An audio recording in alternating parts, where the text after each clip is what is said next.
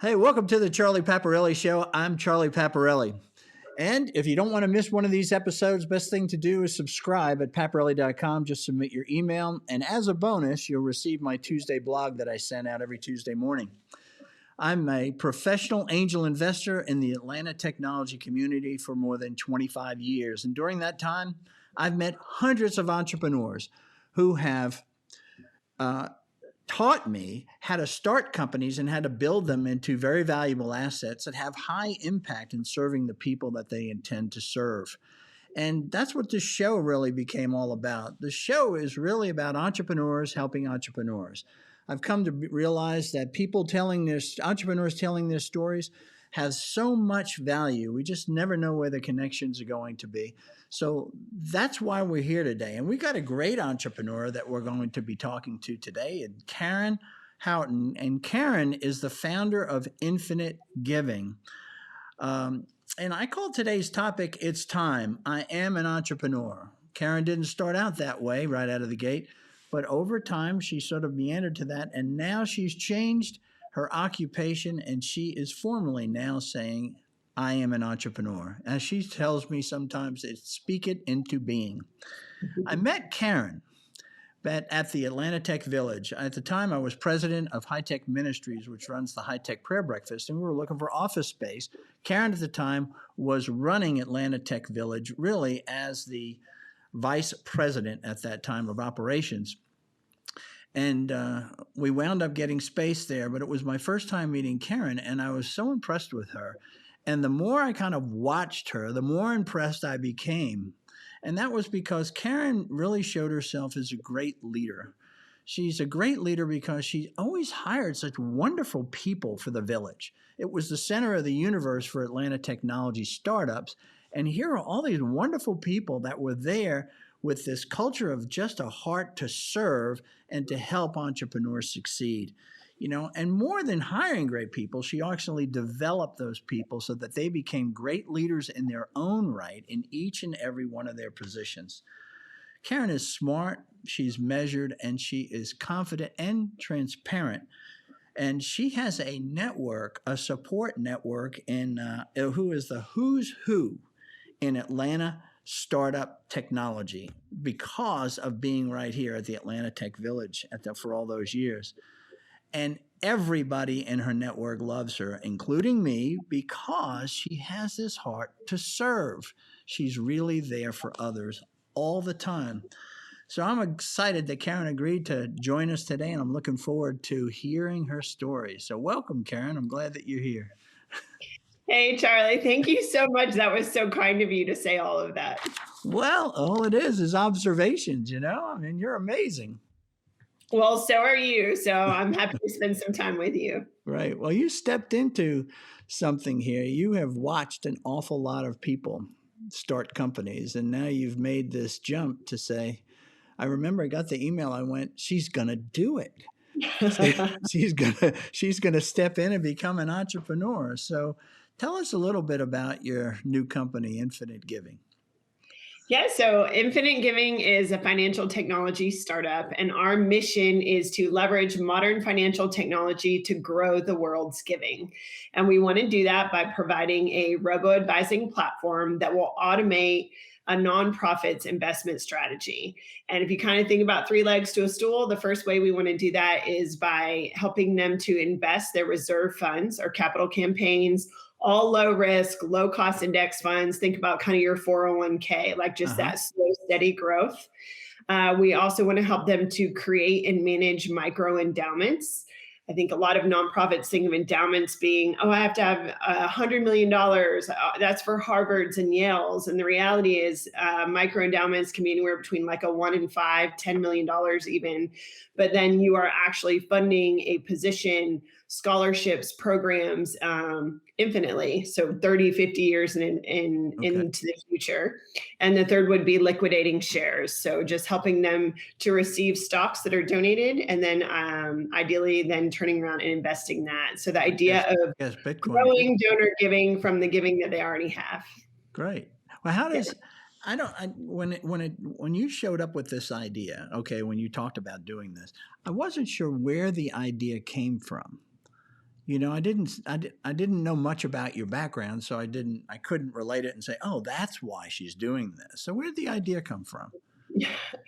Okay, so to understand me, you kind of have to understand my career path. And I love Sheryl Sandberg in her book Lean In talks about how career paths used to be ladders, right? You would go up rung by rung, and in 20, 30, 40 years, if you're lucky, you would retire. And while, of course, for some industries that still makes sense, she talks about how ladders are out and jungle gyms are in, and you can go up and down and left and right and kind of step through whatever doors open for those new opportunities. And I love that analogy because my career path has absolutely been a jungle gym. So I actually have a master's degree as a marriage and family therapist. And then right out of grad school from there, I decided that I wanted to do industrial psychology. So I did corporate coaching and consulting. Can I And step you that, back just a little bit? what's that? Step you back just another. Let me step you back. I want to know step me back to where did you grow up? I grew up in Atlanta. So I actually grew up here. So I am a local. I did leave. I lived You up were around. Alpharetta? I grew up in Marietta. I went to Laster High School. Oh, you did? Okay, great. So that Yeah. was And right then about for, where I was living. We were in Wheeler's district at oh, the yeah, time. there you Okay. go. I went to Berry College for undergrad right What here did in you Rome. do? What kind of family what was your mom and dad? What did they do? So my mom was a stay-at-home mom, Okay. and my dad was a CPA and financial planner. Okay. Well, Mhm. see, now we're seeing connections here. All right. Did you have siblings? I have one older sister, yes, and All she right. is an art teacher. She's an art teacher? Yes. That was what my sister was, art teacher and became a professional artist at the same time. But Oh, there you go. yeah, Yeah. so she did it both. Yeah, that's interesting. So, what were your interests when you were like in high school? Did you know?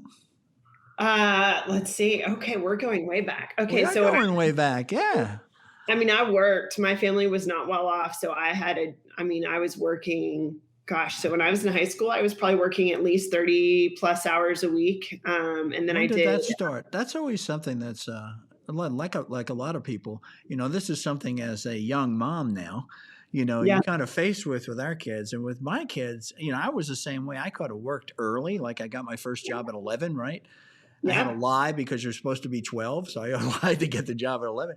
And I did make my girls work, but I didn't make my boys work. And I look back and I go, I mean, I think Apparently, I do we missed need to that one. talk about that? Huh? What? Not fair. What did you do that for? Well, as I got older, was this I seemed to the boys got involved in sports and things, Mhm. and I don't know, I just kind of missed it. It wasn't the right thing. I'm not saying that, but it was also, as you get older and these are your younger children, especially the Mhm. baby. You Yeah. baby the baby sometimes, it's like, oh man, this is my play toy now. It's not like I always say the firstborn always has the toughest road, Yeah. because we're least experienced as parents and we have the highest expectations for these poor children. So Yeah. my daughter Julia took it on the chin. It got easier from then on out. But anyway, I think work starting early is really important. But how did you find that first job and what was it? So I definitely did babysitting, and it's funny because as a mom now, I'm like, I wouldn't let a 12-year-old watch my daughter, but I was doing it for like multiple children. And then my first job was at Mount Asia. So I worked at like a putt-putt golf court, little like Okay. putt-putt boating, bumper boats, and like arcade games. So Did that's the that. first time that you actually had a real like quote Yeah, boss. I was Yeah. hired for $4.15 an hour. All right. I was like, big money. And my mom had to drop me off, right? Because I couldn't drive yet. And then from there, I worked at Walmart for many years. So I was in the lawn and garden section of Walmart Oh. for probably 3.5 years. Loved. How did you go from Fantasia to Walmart? They paid more. But how did you find out about it? I mean, uh, that's a good question. I don't. I just. And how old were you? Was going around looking at whatever was closer, especially once I could drive, was close to my high school. And then I did dance and did gymnastics. And then Oh, I okay. was on my dance team in college. So I was captain of my dance team. So yeah, I did competitive dance for many years too. My So I God. did sports work. But you were Definitely, working 30 hours a week in high school. yeah, absolutely. Incredible. I have a high capacity. Not everyone does. What'd you do Okay. with the money? I paid for a car, gas, clothes, food. I was Oh, pretty okay. independent. Yeah. Yeah. So then it's off to college and Yeah. you So I know, went to Berry College. why Loved it. Barry? I currently serve on the board of visitors at Berry. So my Wow. alma But mater is why close. Barry? Did you look at any other colleges? Oh, I did. I applied to like 12 and I got into most of them. I actually received some scholarships. I was really good in English and creative writing. For a long time, I thought I wanted to be a writer.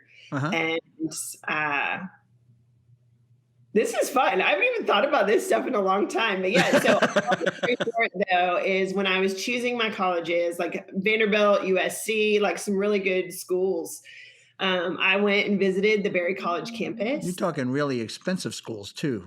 Yes, very expensive. So Yeah. I was very dependent on scholarships and different things like that. And I stepped on the Berry College campus, and I was like, not only do I want to go to school here, I actually want to live here for 4 years. I was like, I want to make this place my home. I loved the community. I loved the idea. Like I'm still in relationship with some of my like college professors. Like we'll touch base. Like the president of the school, I knew like our professors would like have us over to their houses for pizza to like study before finals. So it's just that small school. I mean, at the time, Barry was smaller than my high school. I went to a super large high Did school, you and I go did, to, did you visit like the other, you said you yeah, I applied went to to 12. You UGA, didn't visit 12 USC. colleges, I'm sure. No, I probably visited at least a handful. And like I assumed I would go to Georgia, right? Like I got in there, and most Okay. people I knew a lot of people who were. It was easier to get into back then, although I've always been a good student. But yeah, no, I just loved Barry, and I'm so glad I went there. It was really good for me. It was good for my faith, which is personal to me. It was good for my family. Yeah, and I got several scholarships and was able to be a part of a work program there. So came out of 4 years of private school with very very little student debt, and then I That's paid great. that off in a few years Did they too. So also give you scholarships to go there? yes, Oh, they did. Okay. So they were needs based or were they academically based scholarships? I got both You there. did. Okay. Well, that was a good break. You Yeah. know, but Barry is, you said it has, does it have a faith based foundation? Yes. Yes. You know, like what was it about that? I mean, what is that faith based foundation at Barry? I'm not my. Yeah. By So the very, way, my daughter in law, whom I when I looked at your LinkedIn, I said uh-huh. I know you know my daughter in law. Okay, who's married to my son David Paparelli, and her name is Amanda Powers. Yes, I do know her. So That's so she's fun. now Amanda Paparelli. She's married to my oldest son, That's so fun. Yeah, and I she's a mean, Barry graduate, right? You the know. Barry community and the alumni network, like fast forward, even make this all be connections, is like 4 people on my cap table for Infinite Giving are Barry College alumni Oh, that's great. who've been successful entrepreneurs that I've reconnected with. One of them is an advisor for me. So yeah, so I love this school, founded by Martha Berry, and they are very passionate about kind of education of the head, the heart, and the hands. So Okay. the hands is acts of service, and then the heart is obviously faith and caring for people, and then obviously the head is the educational piece. So I loved all 3 components; they just fit Uh, me really well, and so I Did your loved different. parents? Did your parents? There's the household that you grew up in. Was it a church going household? Is that It was not, no. okay? So where did Yes. this? So that's interesting. So that, but you said that your faith is important to you. So where did your faith come from? If it So wasn't instilled in you, you know, by the typical, you hear the stories in the South. Oh yeah, whenever the church was open, or my parents took me there. yeah, Well, that certainly wasn't you. So how did no. God sort of show up in your life? So I was when I was in high school, I started, a friend invited me to a thing called Young Life. Oh, And okay. Young Life had, it's a non-denominational ministry. I couldn't have told you what that meant at the time, but it was a club that happened once a week, and they were really fun and kind, and I felt like I belonged. And I started hearing about Jesus, and I was like, why has no one told me about this? This all makes sense to me. And so I got involved in the ministry. Let me ask you Became this. What do you remember back you made that comment? This all made sense to me. What made sense? just Because when you're young, and a lot of people get into Young Life, especially guys, by the way, the story is, why did they get involved with Young Life? And they said, because that's where all the girls were. Okay. So, yeah, that's what I hear from guys. I have heard that for eons. But that's so funny. here you, Ironically, I didn't. I met my husband through Young Life. well, now you know why he went to Young Life. Really? Okay. But God uses everything to get us where we're supposed to be, Yes. to fulfill our destiny, right? Yes. So, but what is it that made sense? You said, I haven't heard this before. This makes sense to me. Why didn't I hear this before? Do you remember? I think, yeah, I think when I remembered, I just like, right, you grew up in the South. Like I knew about church, and like we would go on Christmas, and Mm-hmm. um, didn't have a super easy childhood home. And there were just some different struggles in there. And I just remember thinking, like going to church didn't impact my family life at all, but I would go with like friends occasionally. It was just like a thing that they did. But Young Life made it really personal. And I think that the big difference for me was that it was super relational. And like, I definitely went through a rebellious stage in high school. And, Is you that know, because of the difficulties at home that you talked about? yes, absolutely. And so there were a Would lot you of things. be open to talk about some of that? I'd rather not. This Okay, is that's already more personal than I thought it would be, but I'm happy. Yeah. I have.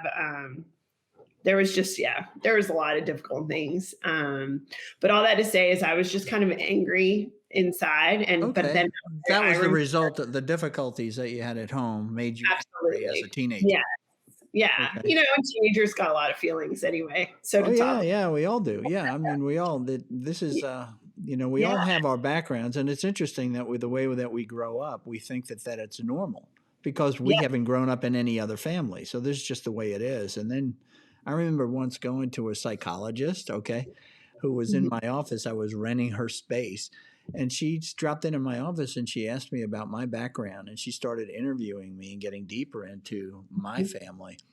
And she said, do you know how messed up that is? And I was like, no, why? She goes, Charlie, how did you deal with all that? And I never talked to anybody about it because I just thought that's just the way it was, right? Everybody had that. And now Yeah. here you are saying the same kind of thing. I mean, you have these struggles at home, the way the family sort of meshes, if you will. Mhm. And you come out either like me, just getting the heck out of there, okay, or you saying, oh, I left angry, and I probably was angry too, Yeah. but just didn't know it. Now I look back, I probably was angry too. So Yeah. so with this anger you have, then you get pulled into by a girlfriend into Young Life, Yeah. and Actually, yeah. So I started going, I attended Young Life, and I remember, I smoked cigarettes at the time. I was like 16, and I was standing on the driveway, trying to be super cool and like smoking a cigarette and being like, oh my gosh, I don't even know what this place is, but like hope it's cool kind of thing. And I remember one of the adult Young Life leaders like came out to talk to me, and I was like, oh, here we go. Like this is where, and like they were like, hey, we're so glad you're here. Like didn't acknowledge what I was doing, didn't just met me like with welcoming and love and zero judgment, and it got my attention. And were you doing those things while you were waiting for the Young Life meeting to start? Were you oh, doing that to absolutely. kind of distance yourself and to establish your identity? I mean, well, that's going deep. I think it was just like I was just being me, but I was also just like I didn't fully understand what it was, but I was assuming most adults would come up to a 16-year-old and be like, "What are you doing?" And they didn't, and they just yeah, hung out with me and welcomed me, and started going to Young Life, and definitely changed So my what life. you remember about that first meeting is how welcoming they were and Absolutely. accepting that they were, right? Yeah. Yes. I mean, that's a It was love without judgment, and I experienced a lot and of you judgment. had plenty of that at home. Yes, lots Right. of judgment in my Yeah. home, lots of just restrictions on love at the time, what I Yeah. felt like. And that's my perspective. But all that to say is, so I received that there, and really just found a place for me, and still keep in touch with my Young Life leader now. And I'm 41. And I ended up being a Young Life leader for 12 years myself. Whoa. So volunteered with the ministry for 12 years. My husband and I are still called Friends of Young Life. So we give and support. So yeah, it's a ministry that's super close to my heart, and I keep in touch with my Young Life girls. Like, I did 3 sets of high school girls from their freshman year to their senior year over those 12 years. And then, like, I was tired and going to become a mom, and we kind of moved into a different role. But love all those girls. Like, they're married, kids, like, they all grow up too. But it's Did just you that. wind up did you wind up with going to the Young Life camp in Colorado? Oh, absolutely. I've been Okay. several times. Yeah. Is So that when was I that your went, moment when you received Christ? Did that yeah, it happen was at that Young actually, Life? that was at Windy Gap in North Carolina. So I Oh, went to a okay. weekend I camp at don't know Windy that Gap. place. What's that? Mhm. It's the one in North Carolina. So there's, I think, 27 Young Life camps. There actually maybe Oh, more I didn't now. even know that. Yeah, but the Colorado one is like the original that was like since 1950s. So all Okay. that is, that summer I went to camp in Windy Colorado Gap. for a week.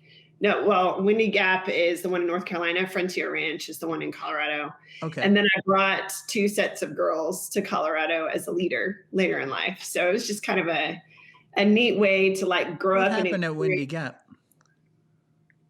Windy Gap is like, so part of what Young Life Camp does is they tell the full story of the gospel in a very storytelling way, in pieces.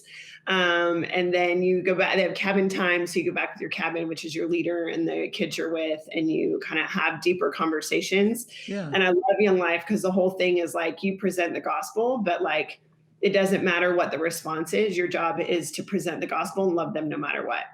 So And like, so my question is what happened to you at Windy Gap? well, so I was getting to that. You're So all giving that, me the program, okay? I'm just wondering how it works. I I get know that. what you want me to say, Charlie. I'm getting there. So at the end, so on the last night when they talk about Jesus, they essentially say like the idea of like what you would say committing your life to Jesus or being saved, or Yeah, like yeah, there's a yeah. lot of different terminology that gets put around that. But I remember just being like, why would I not want this? Like, yeah, I want a relationship with Jesus. Like, I've been learning about who he is. Like, so for me, it was just a very natural, like, he fit my heart. That's a very emotive language, I know, but like Jesus just fit my heart. And so in that moment, I was like, oh, this is a decision I make. Cool, done. Like, this is the direction my life's going to go. And so, yeah, that was definitely where my faith was born, for sure. Is that I always find it interesting as I always ask the question is why? What was it? Like you made it the way you said using that emotive language, he kind of Mhm. fit my heart, if you will, kind of a thing. Is where mine was more to really for forgiveness of sin. That's where I came from. I was looking for like how do I offload this guilt? How do I change my life? How do I get out of this rut that I'm in? So I call that was for me a save moment. Mm. Some people don't have that kind of a moment. Yours seemed to be sort of the one like you found a friend in Jesus, if you will. Yeah, absolutely. I mean, I was seeking unconditional love, and Okay. acceptance, which I think most people have that yearning for that. And I think I found that in the people in the community, and they were all representative of That Jesus. makes total So, sense. Yeah, mhm. that makes total sense. So given the family that you were in and the conditional love in effect. All of a sudden it was unconditional, and there it was right in front of you, and it was evidenced by everybody that was part of the community. Absolutely. Yeah, and no You one was know, perfect, and right, humans are hard, people are hard, but I think that introduced me to a faith that felt really real to me, and then I've pursued that ever since. how did you? One of the things that I see in all of the things that you talk about is you've been very you've been very relational. Okay, in other words, and not just, oh, I get along with people. Okay, but you never sort of let go of people. Hmm. They're all part of, and I don't have that. I mean, if you called me and we hadn't talked for a long time, then I'll talk to you like we talked yesterday. Okay, but I'll Mhm. never call you.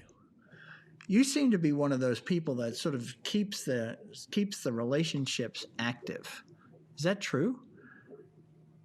Oh gosh, I would love to think that that's true, but I mean, we all have capacity, right? And there's a point. I think I've been better at that in certain times of my life than in others. But I Hmm. think in deep relationships with my people, it's like we can not talk for a long time. But like to your point, if we're together, like even like old ministry girls, young life girls, I'm always like, I could be 80 and gray. And if you called me and were like, Karen, I want to talk, I'd be like, hey, what's up? Let's go have coffee. Like, so there's an element of I always want to be a person that will show up for people. So I'm sure I don't do it as well as I would like, but Yeah, but you've always, and then the other part that you've done, it appears as though you've always sort of moved into or stepped into leadership roles. You've never shied away from that. Like you're saying, young life. Oh yeah, then I did this, and I had this many groups, and I have all these girls, and I just realized that I didn't know you were young life. I should have, but all the people that you hired, it seemed that were these wonderful, these wonderful leaders, were all from young life. I would ask them. It's like, there were so a how couple did you of them. meet? What's that? There were a couple of them, not all of Yeah, them. There were a couple. yeah. Yeah, well, they're like it's in hiring. I definitely I have been an underdog when I've been hired in certain places. Like I've always been capable. I have a high capacity for things, and I love to try new things. Like I have a friend who was like, Karen, you never choose to do easy things. Like my startup right now, the infinite giving is hard. This isn't like a little MVP, and like there's, so what we're building is big, and like it will be a challenge. I mean, it's always a challenge, right? No, but it's not the guy that comes up to you that you saw at ATV that says, "Hi, I got an idea for an app." No, I mean, It's if I'm not that. This is really, I know there's a lot of strings attached, and like, we're yeah, going to get into this, but you're starting to deal with having to take tests and get certifications, and absolutely. Yeah, like you're I messing with people's money, big money. Okay, so it's a huge responsibility, and when I choose to do something, I want to execute it really well, and not with just good intention but good action. And so I want to, the village, I was always so where like, did that come from? Where did that come from? So you sit there, you're the girl standing on the porch or in the driveway smoking a cigarette at the first Young Life meeting, okay, which is sort of a we're distancing. going to live on the interwebs for like the rest of It our will for life. the rest of your life. Yeah, don't worry about it. That makes you real, all right? We all were there. Not all of us. There are this select group that was completely in a bubble, okay? Yeah.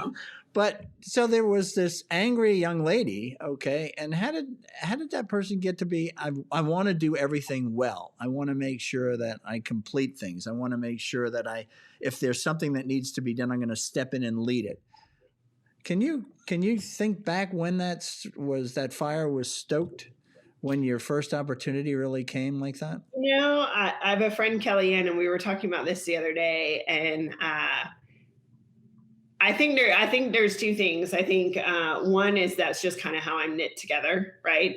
But I think the other thing too is in Young Life, which again we already talked about, had a really influential, just a really influential presence on me at a very young age. Yeah. They talk about doing ministry, and they talk about doing it with excellence a lot. So like, Oh. because then I went into staff and I volunteered. So I did the back end, like I worked at the camps and I was a leader. So I've done all the different kind of aspects of I've done several different aspects of being on like Young Life staff too. Even though I was never a paid leader, I was paid for property staff. And long story short is in the camping, Jim Rayburn was the founder of Young Life, and he has got a great book called Back to the Basics. And he talks about just the premise of how youth ministry is done now. Young Life came up with that. So the idea of going where kids are, building relationships first, kind of having this idea of fun and relational like approach was very new for the church at the time. Um, So when did but long you? story But look at short, it this way. he said it would be a sin to bore a kid with the gospel. So, and then in Who that, said he that? also talked about what's that? Who? I've never heard. Who said that? Jim Rayburn, who's the founder of Young Life, he said it would be a sin to bore a child with the gospel because it should never be boring. And so Young Life is built around a lot of fun, and that's where camps came out of. And long story short is at properties for Young Life, they talk about doing everything with excellence. So you have volunteer children setting the dining table, right? High schoolers. I shouldn't call them children. I'm aging myself. But when you set the table in a dining hall at Young Life, there is a proper way to do it, and they will train these volunteers on how to do it. And it is the napkins are straight in a certain way, and a fork has to go just Wow. here, and the placemats just here. Like you don't just So go. And it's not excellence just starts with the smallest detail. yeah, like how blankets are folded at the end of the bunk beds. Like there is a right way to fold the blanket, and it's about Okay. uniformity and excellence, and like just about like if you can do it well, why would you not? And what God calls us to, and if we're representing Him, what do we want it to be? So there's lots of grace and mistakes, and so don't take that too far the other way. But how about? But there is I an don't element of understand. being, What happens with? I know a lot of people that went to Young Life, yeah. and they went to Young Life, and they left Young Life, and they talk about Young Life. It was great. You were drawn into this. You became a part of Young Life. That was going to be where your mentors were and how you were going to grow. Okay, as a young into from a young lady into a woman. All right. So what it had a huge impact on your life. Why did you stick with it, and why do other people just meander off and just speak fondly of it? You follow me? Why did you choose that path for you to be your development path? Did you do it consciously, or was it just something you were drawn into? That's a good question. I, I think I was just drawn into it, right? Mhm. And again, but I'm like that as a person. Like I'm like if I see something that I like or that I'm interested in, I like go all in. Okay. Like I go all in, and then I learn and I give and I do, and then when it's kind of time, I feel like it's time for the next thing.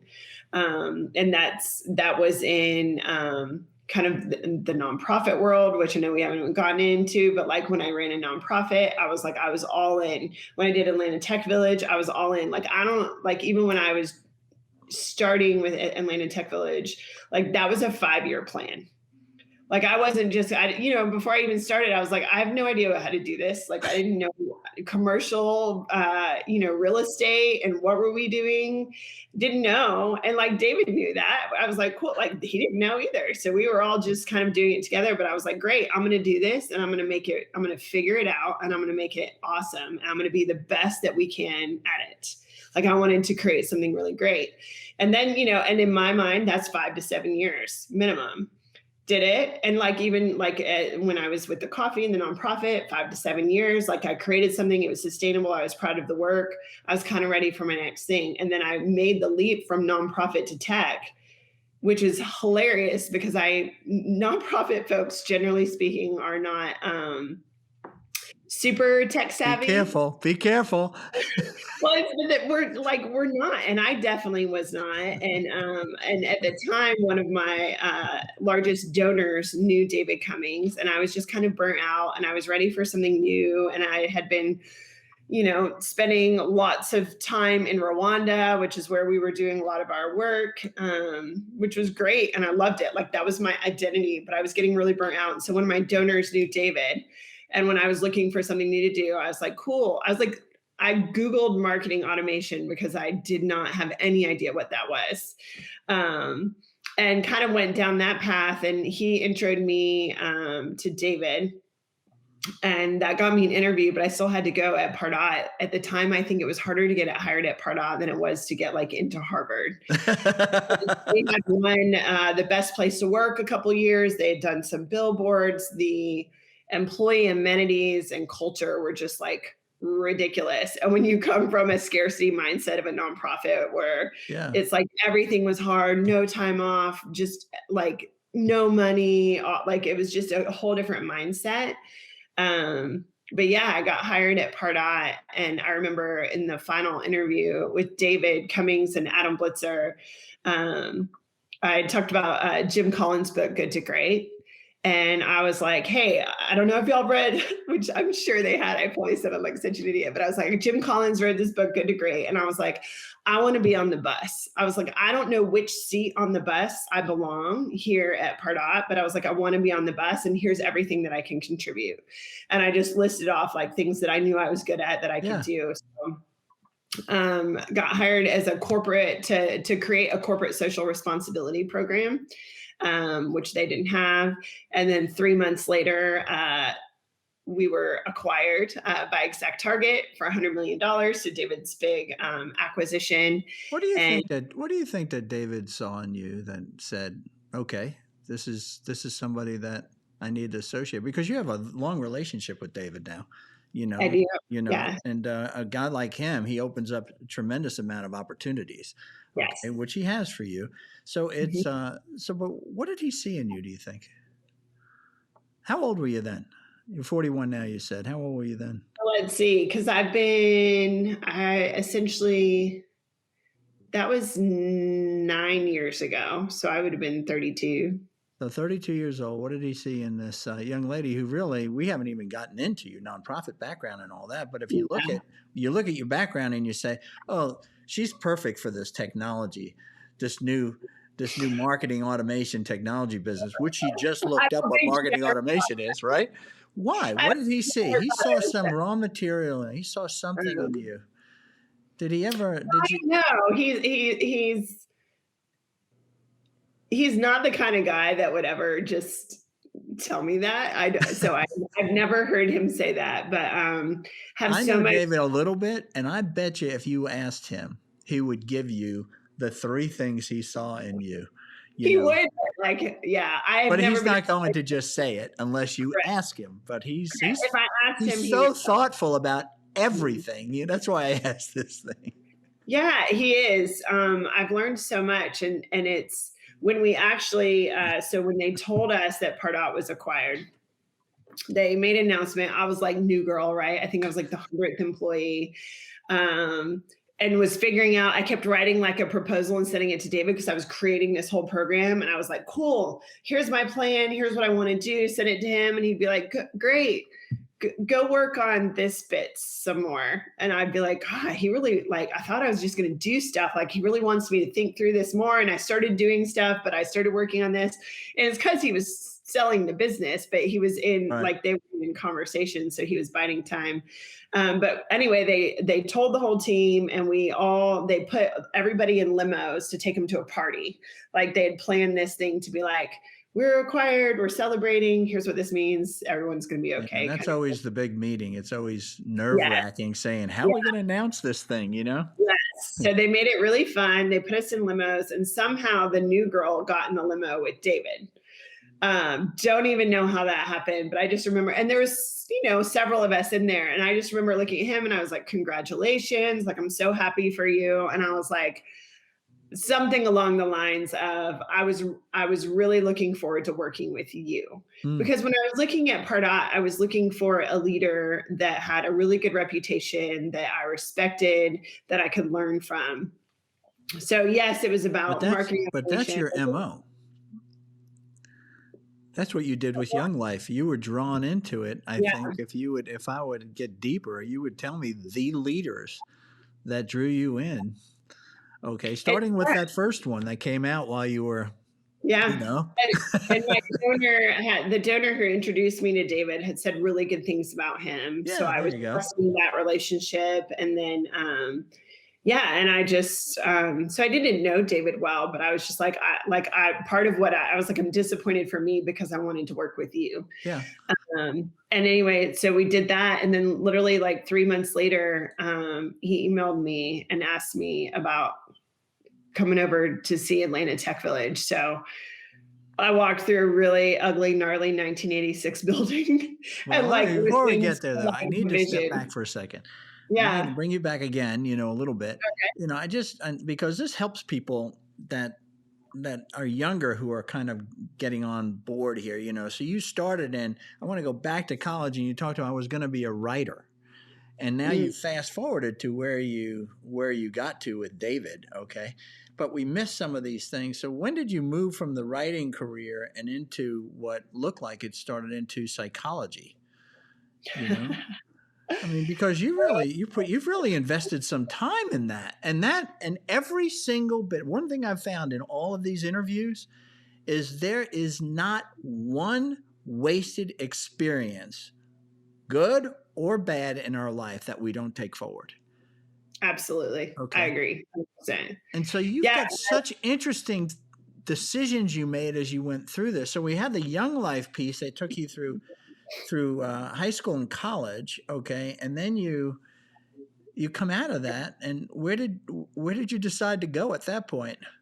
So at Barry, I did start out as a psych major. I also changed my major 5 times. Well, that's And good to know where you're headed. I was the same way. At right? one point in my going into sophomore year, my major was undeclared. Yeah. Oh, yeah. Of Okay. course. I always tell young people, I'm like some of my young life girls, they would be like, oh my gosh, like agonizing over like their major and what were they going to do. I'm like, it does not matter. It does not matter. No one cares. I mean, it does for some, right? If you're going to be a doctor, you're going to be like, there's opportunities, but Some people generally, know, it seems, and I'm always if you jealous don't of those know, people. I knew from 10 years old I was going to be a doctor. I'm like, God, I hate that. you don't have to know. Like I was good at writing. I still enjoy writing. Uh-huh. I love to read. I mean, I read close to 100 books a year probably. So Wow. like I just love to read. I love podcast. I love to consume information and learn. And so I always was interested in reading. I'm super interested in people and relationships. It helped me as I learned to make more sense and become a healthy person out of like my story. But all that to say is I changed my major 5 times. And all of a sudden, because I would be like, oh, well, this is super interesting. I want to learn about this. Not thinking and then take out more student loans. Oh, but this is really interesting. And then all of a sudden I was like, oh my gosh, I have to graduate. Like, what am I I doing? guess the strength you have is you're a continuous learner. The weakness you have is you're a continuous learner, right? Yeah. Everything's interesting. I love that. What I loved about Barry is You're the real Renaissance man, I ended up doing an interdisciplinary major. So at the end of at the beginning of my senior year, I was like, I have to figure out what I want to do for a job and what I want to do in life. And so I wrote my own major and I had to write a whole thesis for it. I had to put together a curriculum and I Wow. pulled from multiple majors that I had tried and made it all make sense. And I was like, here's my plan for my senior year. And this is, I called it experiential education. And I had to get professors to approve it. And so I wrote my own major. I technically graduated with a Bachelor of Science called experiential education. It had education, psychology. And It you were had, the only one that had that major. yeah, so they approved it. Called it interdisciplinary. They approved it. And I ended up taking like 21 hours both semesters of my senior year to graduate on time, but I did it. So long story. And then even How did you do? That seems to be a pretty heavy load. Did you just kind of squeak out of college, or did you do well? I mean, I graduated with honors. Ah, okay. But I mean, and I was doing dance team and I was working. So yeah, I think I naturally have a high capacity, but I get tired thinking about it now. Are you one of those 4-hour-a-day sleepers? What's that? Are you one of those requires 4 hours a day sleepers? I love sleep. I'm a 8 to 9 hour. 8 to 9, and yet you have this level of energy in everything that you do. You're I you're, just you're all in all the time while you're awake. I definitely need my downtime. It's one that I like to read because it's like I need quiet, and I can do Okay, that with podcasts. Like if I'm commuting in my car, I love to just kind of like I see. have my alone time too. But yeah, I like to be efficient. I like to get stuff done. But So yeah. what'd you do with this interdisciplinary major of experiential education? There Um, you are. You've graduated. You graduated with honors, and I'm sure there was a line out the door trying to hire you. No, and no, there wasn't, and I didn't. It wasn't hard to get hired, but I was still. This is the greatest Yeah, fear of fathers, that my daughter has this wonderful liberal arts education that she's excelled at. Oh my God, is she going to get a job? Okay. but that's where I'm like, it's easy to say now looking back, and honestly, I wasn't that worried because again, I'd been working my whole life. Like, I mean, I had 2 to 3 jobs sometimes in college. I was like, I can provide for myself. But I wanted to do something that I was passionate about. Yeah. So actually, right out of school, I worked in the Young Life regional office. So I had an administrative executive position for a little while. And then I ended up moving up to Massachusetts and I worked at a YMCA camp for a few years. And then I actually lived in Australia and worked at an outdoor recreation company for a while outside of Melbourne. You got that through. What did you do where did you go to first? So I worked at a YMCA. Massachusetts? Yes, in Massachusetts. We were right by the New York, Connecticut border in the Berkshires. Did you get that job through Young Life connections? No, I just wanted to do something different and thought it would be fun to live in Massachusetts. So I lived up there. Absolutely. I did 2 winters and it was magical. And then but it was like snowing in May and it would take 30 minutes to like dig my car out of snow. And so it went from really fun to like, I'm out. So then I went to Australia and I loved Australia. You sort of proved out the mission of Florida, right? Right. Yeah. Go there, right. Had a work visa. How did Australia come up? I was dating an Australian boy at the time. Ah, okay. He came over here on a work visa, and then I went over there on a work visa. He's not the man I married. He was a really nice guy, but I had a great adventure in Australia, and then I came back for grad school. And in grad school, why did you go to grad school? Because I loved psychology and I loved school. And for a long time, I was like, you were good at school. I was like, I'm going to get my doctorate. And that was kind of one of the original goals. And then I did. When did you have that goal? Just when I started school, and I was just like, this could be really interesting. So I think long story short is when you look at kind of what I did, I'm not an aimless person. Everything that I do has intention. So don't lose that in like then I went here and then I went there. There was an element of like, I make decisions based off my gut instinct and I know what I want and I love challenges and I love adventures and new things. And so there was an element of like, I personally think that like you hear a lot of people be like, well, I was not, David Cummings, like he launched his first company when he was in college, really even like taught himself to code in 8th grade and was doing businesses, launched Hayden Hill when he was in college. That's not my path. But if you want to know if I was entrepreneurial, the answer is hell yes, right? Because you made a point of making sure I didn't conclude you were aimless. Yes. Okay. Why shouldn't I conclude that based on what I'm, 5 different majors in college, there seems to be a grounding in Young Life. I see that, and I see that as a great development organization for you. Yet 5 different majors, also having this interdisciplinary kind of, I had to figure out what I was going to do to graduate. And then now I'm in Massachusetts at YMCA, and then I'm over in Australia. I mean, tell me why I shouldn't conclude that. Why? Give me the evidence on the other side. Sure. I may be rewriting history, but in my mind, it's okay. You're allowed to do that. You're 40 now. You can do that. Okay. And you're a mother. All right. So it's fair. I don't know. I will allow that maybe I am, but I personally just think that I my spirit is very entrepreneurial, Mm. right? I love the creation and learning of new things. I love opportunity and I love becoming really good at something.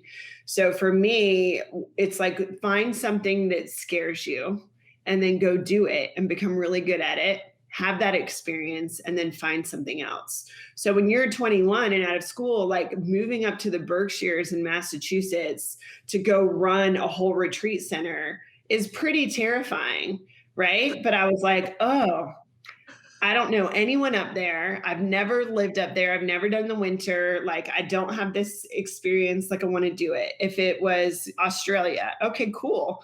That's really far away. You know one person, but like that had nothing to do with my work. I got a work visa. I was doing all of that separate from him. And even like if you look at the nonprofit, I just saw a problem that I wanted to solve and I did that. When I couldn't find the major, that I tried a lot of things and it wasn't aimless, but I was like, ooh, that's really interesting. I want to go learn all about See, that. Oh, but that's there's a difference interesting. when So you I say, wrote my but are you major. really directed? Like I look at people, like we use David Cummings as an example, and I've seen other examples just like him.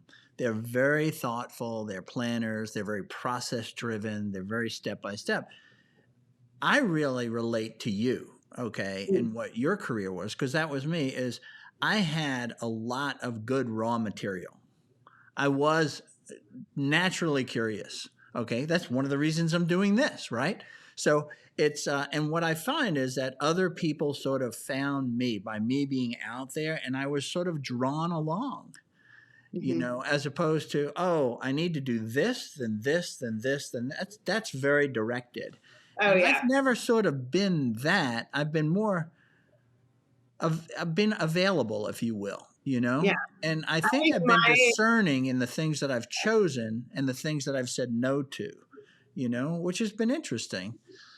So I I'm not I would trying to I'm not trying to be I'm not trying to criticize you here. I think this is mhm. just who we are. I think I actually would push back a little and say I think I'm in between the two examples you just Okay, said. good. All right. So I was not a David where it was super thoughtful and planned. And I don't think I was drawn along. I think I was like, ooh, I'm going to go do that. And then I've like busted down doors, like challenges. I'm like, that's scary and hard. I'm going to go do it. Like, what kind of college student wants to take 21 hours plus of both their senior year and write their own major and take the time to write a 30-page thesis on why they should do it and get all of I'll give that. you But that. I didn't you have know, that. That's very different. You're yeah. right. So Yeah. I've got a lot of gumption, I've got a lot of ambition, but I do like to write my own path. And I feel like I'm like in my mind pulling it to faith too. I'm like, oh, there's a door. Is that door there or that opportunity there for a reason? And I like to be like, yeah, I'm going to go do that. Like, why? Like, what if I don't go through that door? Wouldn't I regret that? Like, even doing a startup now, it's like, if I look back to when I'm 70 years old and, I have a lucrative career, like I was doing well, Yeah, helped right. build a tech village with amazing team and leaders. I was doing a venture partner with Elena Ventures, so I was on the venture capital side. Like all of that was going swimmingly. But if I looked back at my life and I was like, cool, you advised lots of folks, and I gave good advice. Like I still stand by it, but I gave all that advice, but never did it myself. I would not be happy. I'm not It was interesting. required to give. I had the same conversation, by the way, with somebody who worked with you, Johnson Cook, Okay. Okay. right? This was years ago, and he was at this same point you are, and he chose the same path. Okay, but when I remember the conversation, I said, Johnson, if you stick with David, you're always you can't be in the limelight. He's the guy. Okay, but you'll always do well. You'll always do well just being in his circle, and being sort of a right hand man, if you will. And you were in the same position. I said, Mm. but if you really feel like God's calling you to something else, then you put in all that door closes, and now you're putting everything at risk, but the rewards there are great if that's where you feel you're being called. And he took that step, and now he's running a company that just got valued at 2.2 billion, okay, which is pretty incredible with Greenlight. I'd love to follow that same path. Yeah, right. But I mean, but you don't know. And Yeah. like you said, when I'm 60, when you're my age, late 60s, you don't want to look back and say, man, when I was 40, that's my biggest regret. Even though everything was fine, just wonder what it would have been like if I would have walked through that door and closed the door that I just came from, right? And the door I chose was the more difficult one. Yeah. Right. That is it's the growth door. It really is. It's not safe. Yeah. And I love growth. And so however that looks, I will always seek growth and challenge over comfort. So you made the decision to get a PhD long before you went to Massachusetts and long before you went to Australia. No. I wanted to do that when I came back from Australia, and I was like, now what am I going to do? Do I want to go get a corporate job? Do I want to do this? And I was like, I really wanted to go back to school. So I started my master's with the idea of doing a PhD. Loved school, loved psychology, loved what I was learning, but decided to stop at my master's. And then that's when I got into industrial psych and then nonprofit. And then I never wanted to go back to school after that. But I was like, yeah, I remember having an argument. This will probably tell you too much about myself, but I remember having an argument. It's never too much. Come on, go ahead. I regret half what I said on this, probably. In grad school, there was an exam, and I got a 97 on. It was like a midterm or whatever. I got a 97. I almost lost my mind that I got a 97 because the one question that I got wrong, which was 3 points, I thought was the right answer. And I was not wrong. There were 2 right answers. He just thought this one was a better answer. And I was like, but literally they are both the correct answer. And I argued with him about it, which also, because if you're an Enneagram person, like I'm an 8 through and through. I've allowed a lot of 1, but I'm very much an 8. And I was like, but this is not right. I'm just like this. I got this right. And by the way, I don't know what that meant, what you just said about the Enneagram. Oh, and are you not I love the Enneagram. Again, my psychology roots. It's a kind of behavioral assessment. So and you're an H? I'm an 8. So an Enneagram has 8. Okay. 1 through 9. So what's an 8 then? We are challengers. So we love to challenge. I'm a very direct communicator, but I'm also really loyal. And so I will, I will go for the underdog every time, and I will speak on behalf of others, and I will defend. But long story short, to go back really quick. Interesting, because I see this in some of the tweets that you do, and particularly through this BLM movement and all these other things that you've been involved in. How the ATV was I guess vandalized partly there, and how you reacted to that and all. I see it all now. It all makes sense. So you're true to your 8, okay? But I am. This poor professor has now got an 8 in front of him. I know, but he looked at me, but I remember it because it was really a good moment for me to be like, Karen. But he looked at me and he was like, Karen, you're not wrong. He was like, but I'm not going to change it because you need to learn to chill out. I hate those times in my life. No, but I love it because he was so right. Like I remember walking away and I was like, why does it matter to me? It didn't. I got really caught up in the justness of it.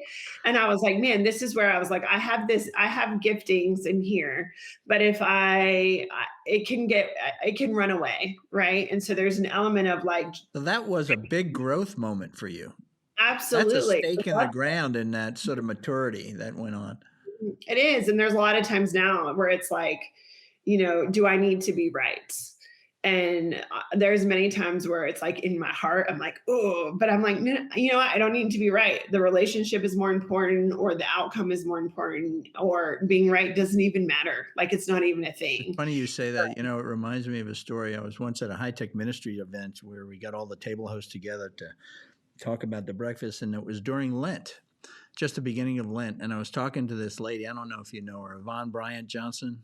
Mm-mm. She's an African American lady. She's a good friend. She's up in my age group, and also she sort of was in my network, if you will. And I said, "So, what are you doing for Lent?" She goes, "I'm giving up being right." Good for her. It had For such an people impact on me. To this day, obviously, I'm still yeah, repeating her story. yeah, for people knit together in that way, I think that's hard. And it's not out of arrogance. It's not that we know better. There's just a sense of like we know what's right for us. Yeah, And a sense of justice for others too. And so and that yeah, there's justice piece definitely can be damaging. You know. it can. But it's like that's also what drove me to like do all the work in Rwanda that I did. It's what, So how did I you get to that? Was that the next thing that you actually got involved in after you did the psychology? I know if anyone is still listening to this, they're going to be like, "Wait, where are we in this journey?" Because it's so confusing. But so I did. I did Australia. I came back from Australia. I did grad school, and then when I graduated grad school, I decided that even though I just graduated as a marriage and family therapist, I could not actively listen for 40+ hours to people. I'm way too action oriented. And so I went into business consulting, so industrial psychology. So I was doing executive coaching, team coaching. I was doing 360 reviews of employees. Short meetings, high impact. Oh yeah, and I Yeah. loved it. I loved it. It was such a good fit. I would do that today, and I'd probably make a whole lot more money. But I loved it. I was making good money. I was really good at it. It suits my kind of communication style and what I like to do. So yeah, loved that work. But that Look at what you learned from that. How long did you do that? I mean, so 6 years, but it overlapped because the founder of that was a man named Jonathan Golden, and he taught me a lot in consulting. And then he was starting a coffee company called Land of a Thousand Hills, Right. and I was like, "Oh, I can help with that." Again, don't know anything about coffee, but I was like, "That's interesting." Yeah, I but don't the know. good news is, as a founder, he didn't know anything about coffee either, if I No, remember right. right? So I was just like, "But that's interesting. I can do that. Let me do that." And so I started doing marketing for them. But Just what I started say, doing just it to so go back, that this psychology that you did, the coaching, the executive coaching, and industrial psychology, that is so valuable. It's a piece that I never really had nor appreciated. Okay. no, it's so And good. have used industrial psychologists, as an angel investor, and evaluating sometimes these entrepreneurs that I was sort of unsure of, if you will. But you have that now as you're now building your company. That's just part and parcel of who you are. That's that knowledge base that's incredibly valuable as a Between leader. that and my degree, yeah, I use That's that all really the cool. time. That is really cool. Okay, so here you are in the coffee business, coaching an executive on his Enneagram. Is that what it is? Well, the Enneagram wasn't as popular back then. We did the disc a lot. Okay, the DISC thing, Mhm. and now you're writing marketing materials at night for a coffee company. Yep, loved Makes it. total sense. Makes total sense. I'm all over it. Go ahead. It's a jungle gym, not a ladder. I'm right? with you. Just I'm up with and you. down, left and right. Sandberg's back. Okay, good. Go ahead. Absolutely. So did that, and then loved, and then started doing the consulting is what funded the coffee company. So we kept doing that. So I'd like write a proposal for like, $85,000 and then be like, great, here's this proposal. If we get this in and I do this work, this will help fund over here. So that proposal was for industrial psychology. correct. Right. Yes, we did that, but that was fund. the cash cow that was funding the. I got it. Okay. Yeah, and loved the coffee company, loved the mission, Land of a Thousand Hills. So I was one of the first employees there.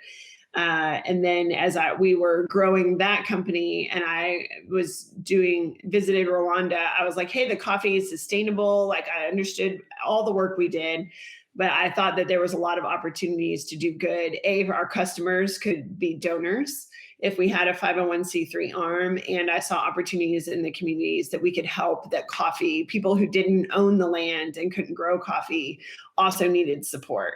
So I was looking at it in a very holistic way of like, hey, we're doing good here, but we are missing all these opportunities over here. What I think we happened? can So this goes back to when you went to Rwanda. So this was the first time you had ever been to Africa in your life. correct. What was that experience like when you went there, and what kind of impact did it have on you? I loved it. Loved Really? it. Oh my gosh. So the family I grew up in, we would travel a lot in the US, but never left the country. Hmm. I don't know if any of them actually had left the country, maybe. To me, to this But, day. but when I was in my 20s, I was like, cool. So one of the goals, I'm a very goal oriented person. And one of the goals that I made in my 20s was to leave the country every year. So I would save my money. Sometimes I do it twice a year, and I would save my money and then I would go travel. So I would I like flew into Brazil by myself. I was like, cool, I'm hanging out. And I did Like that. with no plan, you would just sort of show up, leave the airport, and just I would kind of have a hostel that I okay. would be staying in, and I would just figure it out. But or like Ecuador, I flew in, and then like 4 days later, I had a friend join me. But love to travel, and so all that to say, so I've done a lot of global travel, but I had not been to Africa. So Rwanda is in East Africa, and a lot of folks know about it from the genocide Yep. that happened in 1994. Yeah, the movie So about a that. small country that was completely destroyed by a genocide that Yeah. was perpetrated by the Belgians and the French, right? So white people put weapons and physical weapons and verbal weapons into the hands of the people, and it turned into a genocide. So But much you went there, destruction. must have been 2010. Yeah, so it's after, like when you say like, well, what did Rwanda do? Rwanda is one of the most peaceful, beautiful places ever. And a lot of that has to do with the idea of the reconciliation and the forgiveness that had to take place after a country was devastated by a genocide. So, like, one of the most powerful moments I had was spending time in a community. And there was a woman who was holding her baby, and several of these elders and community leaders were there, and she was holding her baby, and she turned and handed it to her husband, this gentleman who was next to her, which I had assumed was her husband. He was not. She's holding her baby, handed it to this man, and started telling her story. Long story short is the man holding her baby had murdered her entire family in the genocide. And Rwanda approached the reconciliation process as in this incredibly powerful way, because like, how do you heal when like half the country murdered another half of the country?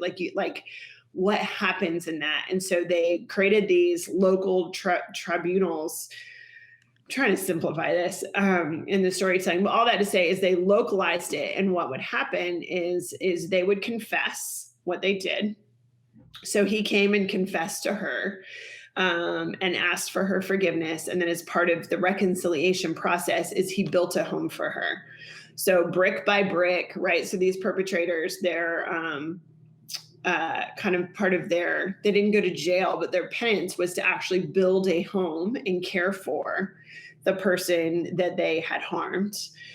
So he built her home, and through the building of the home and the forgiveness and reconciliation process that the Rwandan government encouraged the people and local communities to be able to do, allowed them to reconcile. And her forgiveness was so complete that he was holding her baby.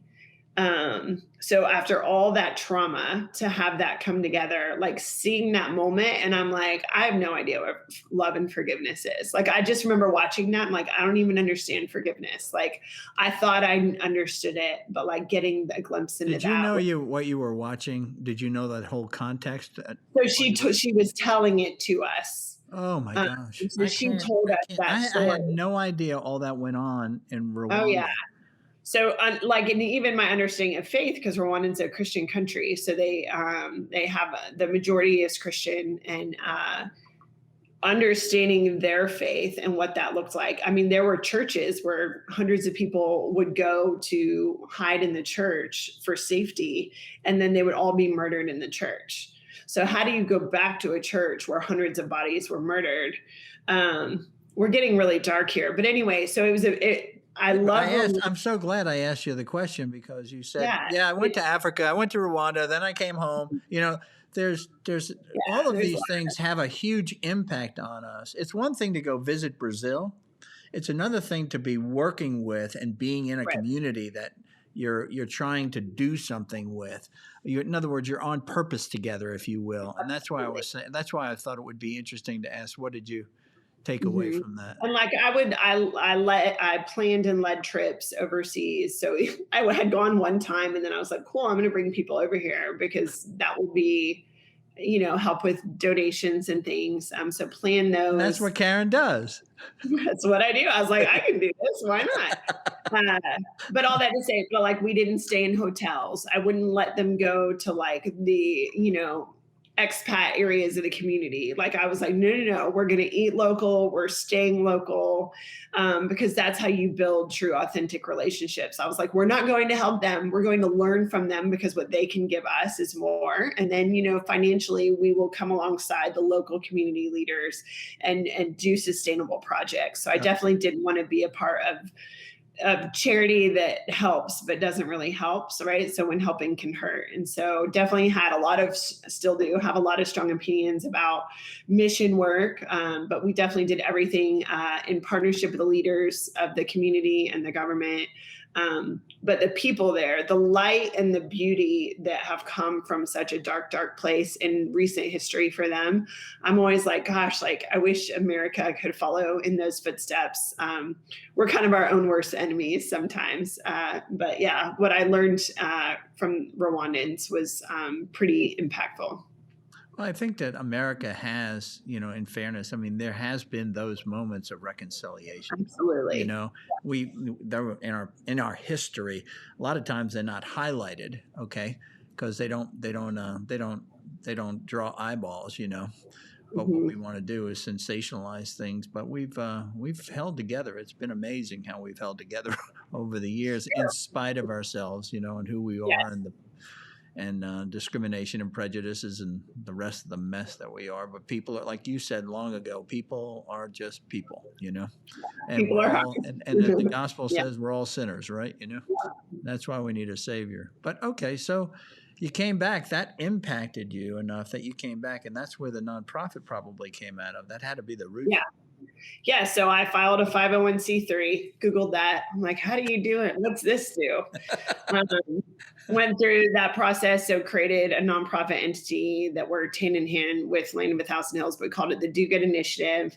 And so built a primary school in rural Rwanda for 400 children. It still is in full running today. Built several homes for You orphans. did that. You were on the ground. Did that. Oh yeah, yeah. So we did some really awesome How projects. old were you then? Like Um, 27, 28? mhm. That's Yeah. fabulous. That is really amazing. Still, you hadn't gotten married yet. No. And then when everyone's like, I have some friends who are like, I've never spent more than a few days away from my spouse. And I'm like, well, the first year of marriage, I was like 6 weeks away from my husband. I was like, but yeah, no. Yeah, I got married at 30. And you met So him, but you met him through Young Life? yeah, we were both volunteer young life leaders. Was that like so you knew each other for a very long time, or it was? No, I'd come back from Australia. I was in grad school. No, that was way after grad school, actually. Yeah, no, I was working at Land of 1,000 Hills doing the nonprofit work. So I was in that and volunteering as a young life leader. And so, yeah, that was the season that I met him. And then, yeah, we dated for a year and a half and then got engaged and married. When you're in your late 20s like that, is that love at first sight moments, or is it love that develops over time moments? Our story is a love that developed over time. I see. Okay. Yeah, the story goes that he really liked me, and I was just like, why is this guy emailing me all the time? he was being very cautious because we did ministry together. But I was technically dating somebody at the time when I first met him, so I just wasn't there. And he got there a little quicker than I did. But man, I've got a good husband. He's amazing. Well, us guys, we always get there more quickly than you ladies do, Maybe, especially yeah. accomplished like you are with the characteristics that you have, your personality. It's just amazing. We're kind of intimidated by you, in fact, is what happens. Okay. Like you said, your first reaction is, why is this guy emailing me? It was funny. I was like, hey, this guy's super friendly. Like, what do y'all think? Like, and they were like, Karen, he doesn't email us. Like, what are you talking about? I'm like, okay, that's good to know. So where did he propose to you? At a Land of 1,000 Hills coffee shop in Roswell. Oh, there you go. Okay, Yep, great. on the patio. Yeah, That's great. How long you been married? 11 years, about to be 12. In September, it'll be 12 years.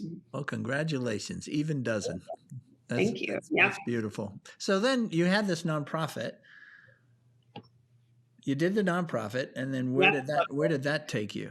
So at that point, I did 1,000 Hills in the nonprofit for about 7 years. You was still doing the industrial psychology at this time? I was still doing that probably like 15% of my time. So I kind of had like leverage. Again, I love it. I think it's great. So I'm doing the industrial psychology, Land of 1,000 Hills. And the nonprofit. Okay. And I was volunteering, as a young life leader. But so fun time in life, but just worked insane hours, was just kind of burnt out. And I was looking for my next thing. And that's where one of my donors knew a guy named David Cummings, because I was kind of like, what do I do? Like, this is my identity, but I wanted to make a big leap. Like, I'm like, no, but I know this. I'm really good at it. I've created sustainable things, like the Dugan Initiative still exists. And then the Kula Project. So Sarah Sasson came along at the same time I was leaving, and she just took over some of the work and grew everything bigger and better than I ever could. So all that work was in good hands. And so I wanted to do something it seems like it doesn't seem to flow for me. Everything sort of, I see how it's all going. And then, I'm doing highly fulfilling work, which is highly demanding, which is having very high impact. Okay. And then you said, I just got burned out. I mean, you were working yourself to the bone. And then to say, I'm open to now a corporate job. I mean, that wasn't like if you would have come to me and say, hey, I'm thinking about doing this, I would have went like, I don't get it. I can't advise you on this. How did that happen? How do you explain that? Where was your head at the time? You see, that's kind of what it is. Yes. There were some challenges with leadership that I was working with at the time that I didn't have control over. I just had some you needed to step back. I had some ethical challenges in areas that I spoke up in, but I couldn't change. Okay. And I was just really convicted by that it got to be too much. And so I don't want to disparage anybody, but there was just some toxic elements of. But why then this sort of nonprofit, do good, for others? I'll call it social entrepreneurship, social enterprises. Why that? Why go from that? I understand the leadership and all. We all have our issues, and we're going to step away from it. Why didn't you step back into some other social enterprise? Why into a corporate enterprise? Because I wanted a new challenge. You want to change. Mm-hmm. Okay. Well, I wanted to I didn't know what I wanted. I knew I wanted to do something different. I knew I wanted to do something different. I knew, again, there was a lot of importance, especially this time around, to work for somebody who had a lot of, strong morals and ethics, had good reputation. I wanted a good leader to work under. And I was burnt out. Like, the fundraising cycle was really brutal. Like, I would do these huge projects and have all this success, and then it'd be like, the next year hits and you're like, great, raise it all again from the very beginning, right. Like operational costs, project costs, everything. So I felt like a door. I bet you were great at it. I I mean, bet you were great at it. I thank mean, you. I just know it. I enjoyed it and I was good at it. And so I was telling, But it I is should, but I can tell you, having done fundraising every year for these things I do in Uganda, it's a grind. it is. It's a grind. I'm with you. Which is part of what the problem that infinite giving wants to solve, for sure. Oh, But cool. the Okay. essentially what I did, I told my infinite giving has an intern, a Georgia Tech intern right now, and I was like, here's what you do in life. I was like, you work really hard, you do really good work, and you're a good person. If you are kind and treat people with respect and do great work, you're building your network and your professional brand and your identity that's authentic to you, and doors will open. And I really believe that. And so for me, when I look at even the donors and the work that I was doing, because I didn't know what I wanted necessarily, I started putting feelers out to people that I respected and knew of like, hey, I'm exploring, my next opportunities. Do you know of anything or any place that would be a good fit for me? I want to And go I back to mean, that. I You like, said I, there was do good work, be a good person. What was the other thing? I said, be kind. I Be think I said, kind. Okay. um, but it's like show up, be a good person, like be kind, do excellent work. Like Yeah. the values that I have for infinite giving are to be kind and do excellent work. And I feel like if you can do those two things together, like you are building your network and your brand and your reputation. And so when That's what you've lived that.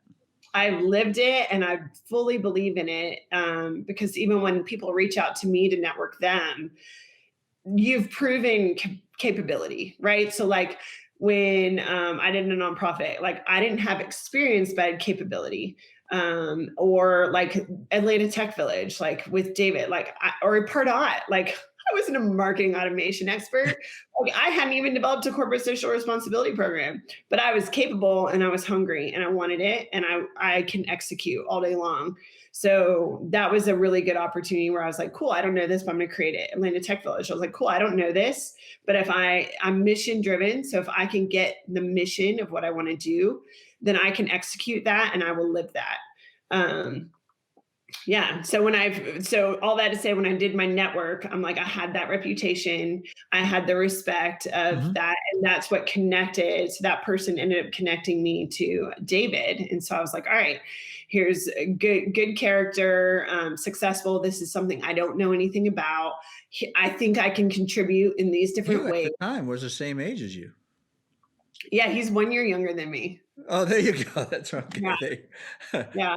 So same age. Yeah, he had built such a great reputation in such a short order being in Yeah, he's such a good dude. Like we're such different people, but I think we're similar in a lot of the important ways for sure.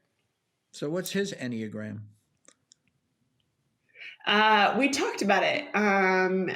We put it in a Slack channel. I think he said he's a. Ooh, I don't want to say it on here and be wrong, but we have talked about it before.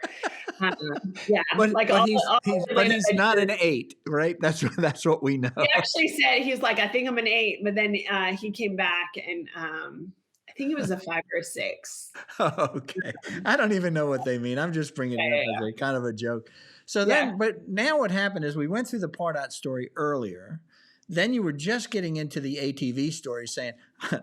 I don't know. He said, why don't we do this ATV together? Come on down, right? So 3 months after he sells Pardot, he buys the building. Yep. It's now Atlanta Tech Village. And it was the Atlanta Business Chronicle, wasn't it? That's what I think that was. Yeah, there was a bank. The Atlanta Business Chronicle was on the 4th floor. What is it? First, third bank. There was a bank in the first floor. Yeah. Called Old Ivy Place, and it was the ugliest 1986 building I ever. remember it was an ugly building, and not only that, but then he started ripping it up. So it was a construction zone while operating as the Atlanta Tech Village. What a disaster area it was. I remember I would go down there to visit people, and they say, "Man, you should get space here," and I'm like, "Are you out of your mind?" Yeah, I said, "I'm too old for this." Okay. I want It something was an nice. interesting sales process there, and that was just all for me to handle. Like, yes, sell offices and make people happy. And is concrete falling on their heads? Probably. That didn't actually happen. It fell on their desk. But yeah, like So it it was a missed. connection zone. But I think the mission, God, I love that job. I still like I'm still like whenever I talk about Land Tech Village, I'm in an advisory capacity with them What still. did you love about it so much? The core of it all, and I say this a lot, but the core of it is that I really believe that entrepreneurship is the single greatest mechanism for changing the world. And I saw that in my nonprofit world and see this with entrepreneurs. And I love to create, learn new things, and to create and build. And being able to provide, number one, I got to create and build both physically and, like just figuratively, but we were able to create and build our own business, like Atlanta Tech Village. And originally we were like, wouldn't it be cool if there was like 100 companies? And wouldn't it be cool if, like 3 of these floors could be filled with entrepreneurs? Okay, well, we have over 300 companies at any given time. We are the fourth largest tech hub in the entire United States. Like we took a vision that David had and we were able to grow it into something that was far greater. And this secret sauce was not about us, but it was about the people. So it was about the entrepreneurs and the community and what they were building and creating. So it's kind of this cool thing where you were building and creating something that had people inside of it building and creating something too.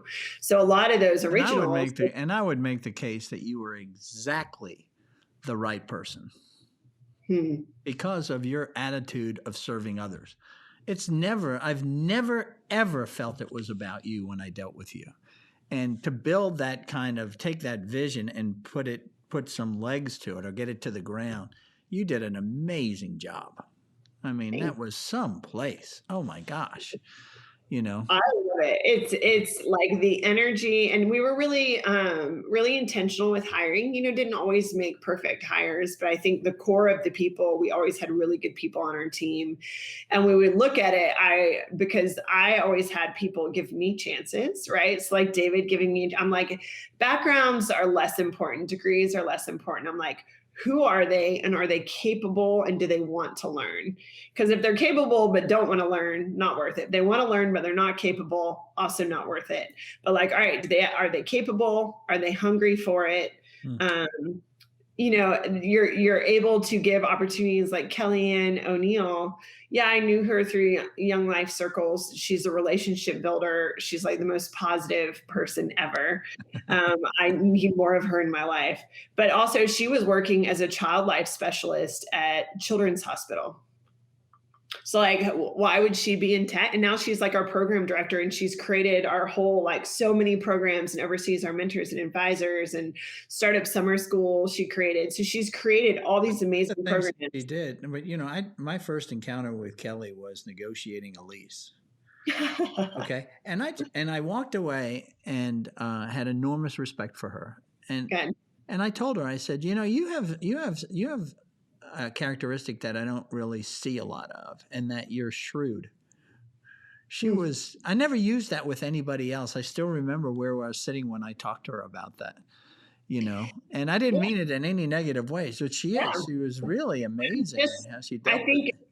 a mistake that people make sometimes is that if you're a relationship builder, that doesn't mean you're not wise and business savvy. And you know what I mean? Like, it's like that's an approach. And I think that's where, even at Atlanta Tech Village, like the first core value was to be nice, right? Be nice, work hard, play hard, dream big. So I would even like tour, especially people from Silicon Valley or people who weren't in the South, they were like, be nice. That's like they thought it was funny. And I would kind of laugh too. And I'm like, I get it, but being entrepreneur is hard enough. Like, why not have a community that's supportive? And I was like, if it's not a good fit and you think it's silly, totally okay. But it means this will not be the place for you, because that's something that we live and breathe. And so like we would encourage people to opt out if they were not a culture fit. And that's one of the ways that we did it. And Atlanta's the city of hospitality for a reason. But I think that the fact that entrepreneurs were opting in in being kind, right? So we had Taupe with Calendly, we have Kyle Porter, Sales Loft, like Eric Spett of Terminus. Like you have all these amazing founders who are really good people and are really kind and put people first. And I think we were able to foster a community like that because we were really intentional about fostering that. And because they're kind, they're still badass entrepreneurs who are really shrewd and smart. And I just don't think when people think it has to be an either or, it just blows my mind. I'm like, you should be a leader who is kind and people first, who can also build an amazing company that is profitable. How did you come to your, so David had his values that are pasted on everything at Atlanta Tech Village. Okay. How did you come to yours? You seem to have even simplified it. Okay. Is that based on just looking inward, or was it based on all these experiences that are these people that you've been surrounded by? They are simplified, and I reserve the right to revisit them as the company scales and grows, and kind of what serves the team. What happens is, but I always say that people say you need to come up with your value statement, and the value statement is the founder. It's you.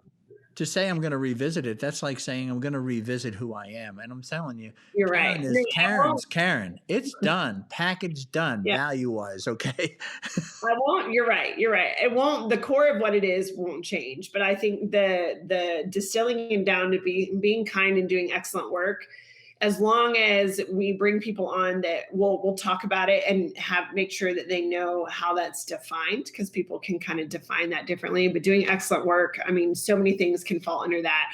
Are we building a great product? Are we serving our customers well? Are we creating a return for our investors? Like, are we sparking joy for the experience of being a part of Infinite Giving?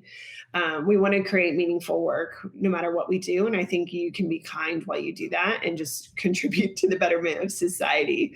And, I don't want it to just be a job. I want people to enjoy coming to work, because that's where you create loyalty and meaningful purpose in what they do. And I believe what was most challenging for you running Atlanta Tech Village?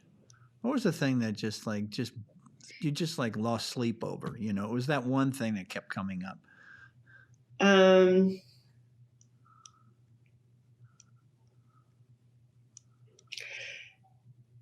That's it. I don't know. The construction season was really hard. Mm-hmm. I got yelled at a lot between like the general contractor and then our like owner's rep. And there was like a lot of conflict in the early days. And when you're like, I remember, the parking was wide open. And then the day David like emailed me and he was like, great, we're going to start charging for parking. And I'm the messenger, but also like, that's my job. So I got a lot of like, looking back now, you're like, yeah, of course we're paying for parking. Like that's super standard. But when it goes from free to paid, that's a tough transition. We did. Paid to free is easier than free to paid. Okay. We had like a town hall and like people were saying mean things to me. And I just remember being like, oh, so like, yeah, that was a really hard season. I would not advise anyone who's buying a building to do renovations around people. Yeah. But yeah, I think the team, David Lightburn, David Cummings, and then the team that they gave me so much leeway to be me and to lead and to create with support when I needed it. It was really special. Yeah. So I grew up a lot and had the opportunity to work with so many amazing entrepreneurs. Oh, man, you leave a big hole. I'm sure that God will fill the hole with somebody great again.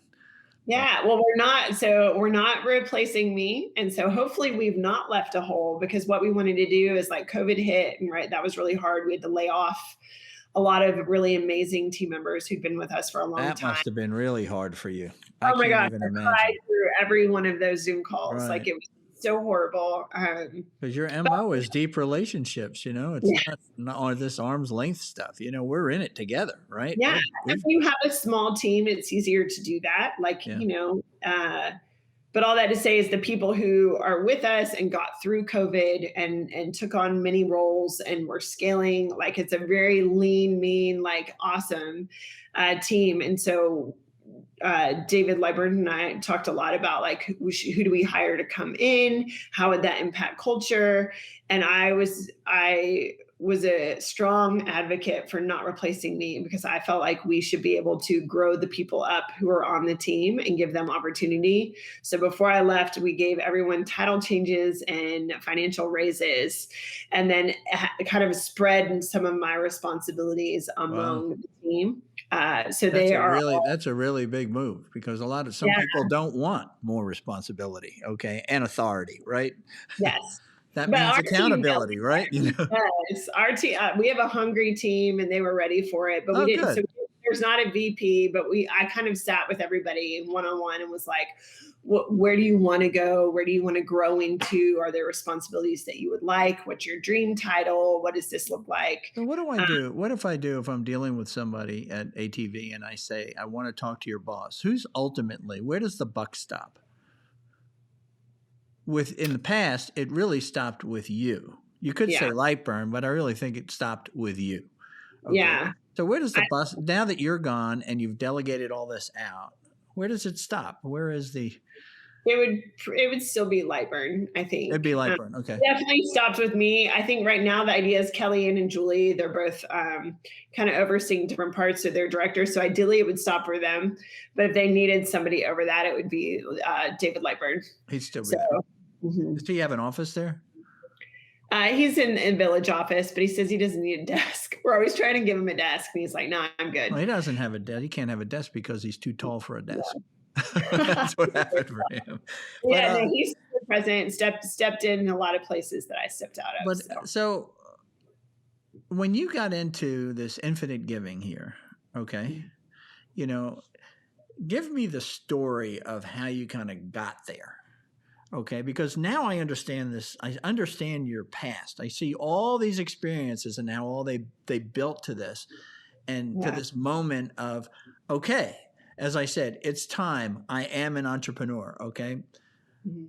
One of the things that happens with people that are working like you, that have worked with entrepreneurs and been a servant to entrepreneurs, if you will, is they say, I want to be an entrepreneur, and they start getting itchy. So they're just looking for an idea, and a lot of times the idea doesn't fit their lives. It's just a good idea. But this seems to fit your life in a very personal way. So tell me the story of how you got to it. Well, that's not going to be a simple story because it never is, right? So I had been But wanting to it's do. always a good story. Okay. Get ready, I know. So I've been wanting to do a startup for a while. That was something that I knew that I wanted to do, and it's all about finding the right idea, the right timing, right, and then the right one for me. Mm-hmm. And so I had been exploring different ideas. David Lightburn and I actually wanted to do a startup together. And so we were doing customer discovery on a few different things. And then I had a dear friend come to me and give me an idea too. And I was like, this is a good idea, but like, it was her expertise.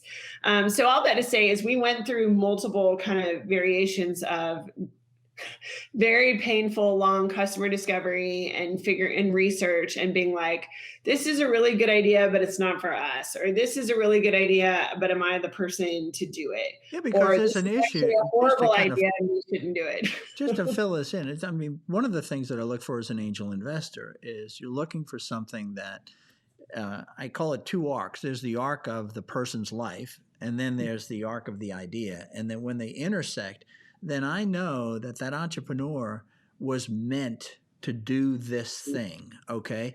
And they can't let go of it.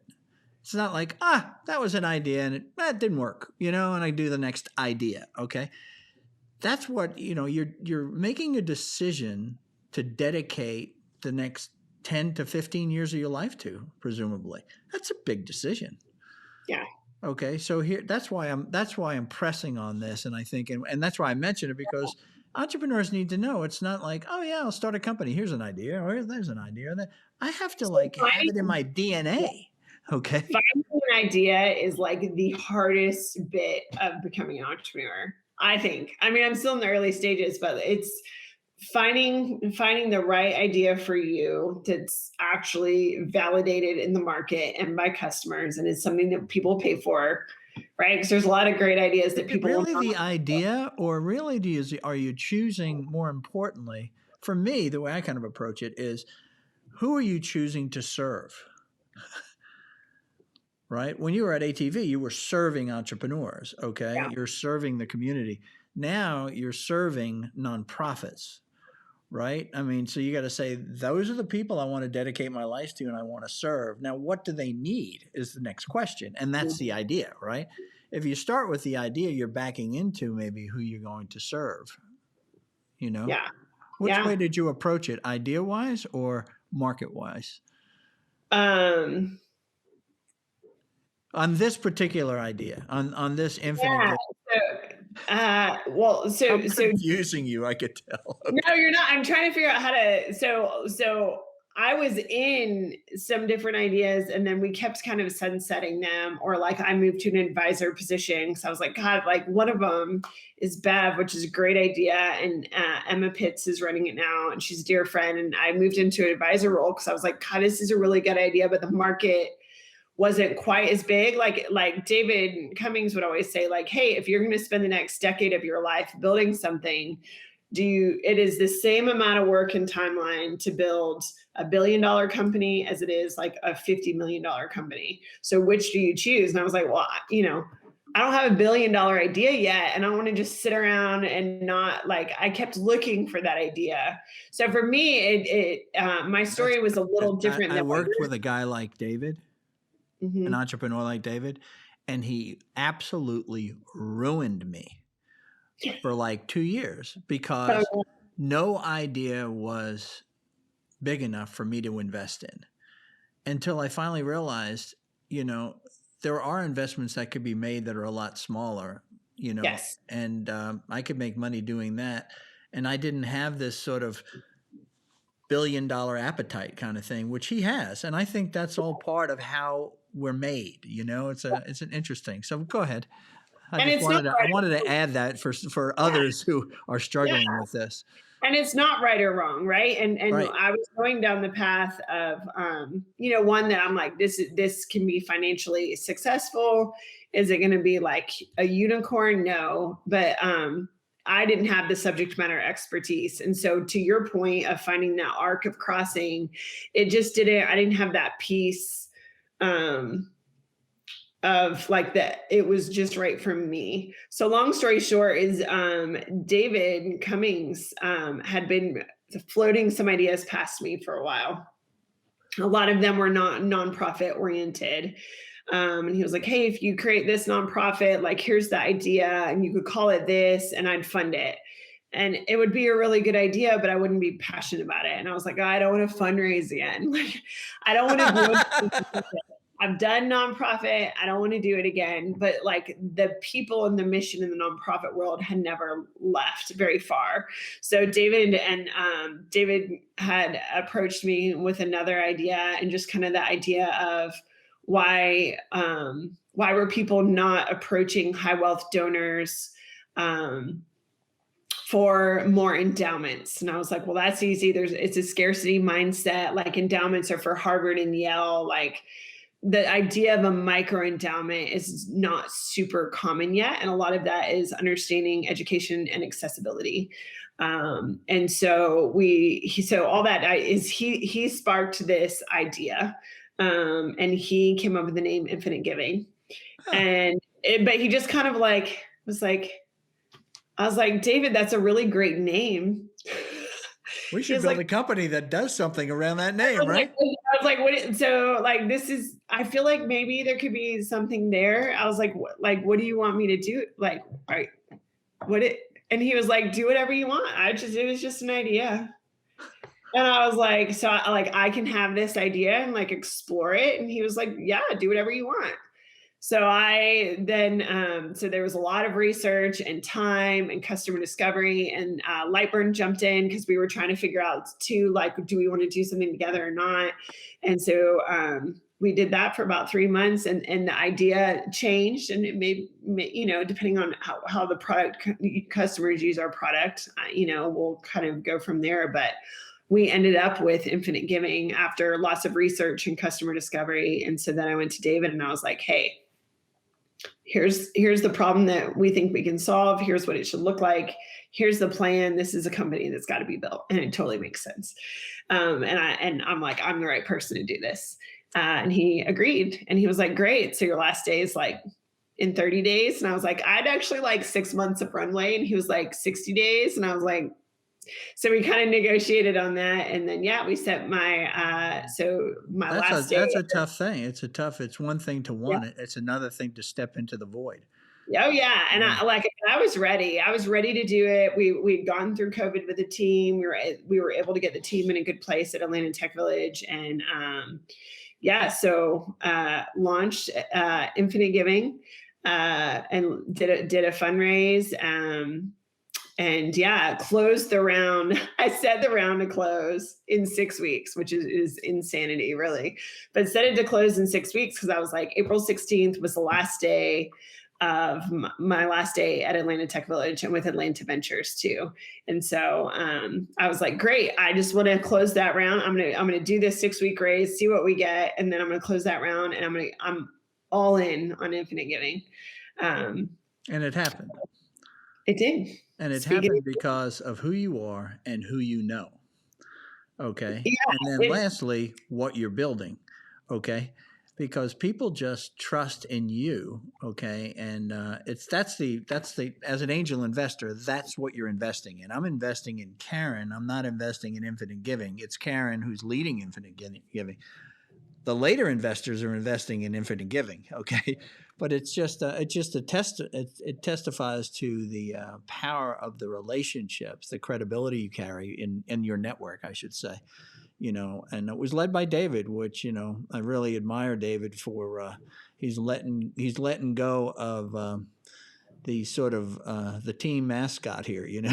This is you kind of. Or the team, what do you call the team? The player that sort of makes the team, on a baseball team or something, like the Chipper Jones for the Braves and all that. I can't remember what the name is. The Tom Brady of, the New England Patriots kind of a deal. You're that person for Atlanta Tech Village. You've always been that, and so that's a big decision for him to make. But that just shows what he's about. Absolutely. That's pretty cool. Yeah, working with and for both David Cummings and David Lightburn, it's been a huge honor. I am thrilled to still be in the Atlanta Ventures family, and David Cummings is very good at coming alongside other people and kind of. He will never be like, that's the path, go down the path. He will never tell you that. But if you're like, I want to go down the path, he'll just kind of do he'll just place a little light on like a path that he thinks is good for you. And then then it's you, I go and he. Well, it's a great description. I like that. I've never heard that before. So tell me this, when I would make the case that you have seen more startups than probably anybody that I know, okay? Yeah. Then you start your own startup. What surprised you? It's interesting because even though I'm a first-time tech software entrepreneur, in a lot of ways, I know a lot as if I were a serial entrepreneur, but I had not done it myself. And so I think the highs and lows that I have coached people through and with entrepreneurs have been like, oh, this is the trough of sorrow and you're going to feel this and this and like all of these different things, feeling them is very real. And experiencing them is more powerful than I thought. And there was a time even where like I called David Lightburn and I was like, David, like, and I was asking his opinion about something, and he was like, Karen, I've literally been in meetings with you where I've heard you give great advice to a founder about this very thing. And I was like, what did I say? What did I say? And he repeated it back to me, and I'm like, oh yeah. Like I have the knowledge, but I think there's these moments where the highs and lows are really true. Like some days I'm like, I'm so smart. This is going to be so successful. This is just going to, and then I'll have another moment where I'm like, oh my gosh, I have no idea what I'm doing. Like, this is so hard, and all that's normal, and all of that's okay. And I know that, but experiencing And that was the big surprise for you, was experience the highs and lows personally, as opposed to yes, because watching other people go through it, right? Absolutely. That's really good. And being the leader, which is what I wanted, right? So I'm like, I want to be the CEO. I want to create all of this without running it by anybody, right? It's like, I want to do this. And I feel very capable, but that doesn't mean I have all the answers. So it's this path of the unknown, which I love. I love doing hard things. I love the adventure of it.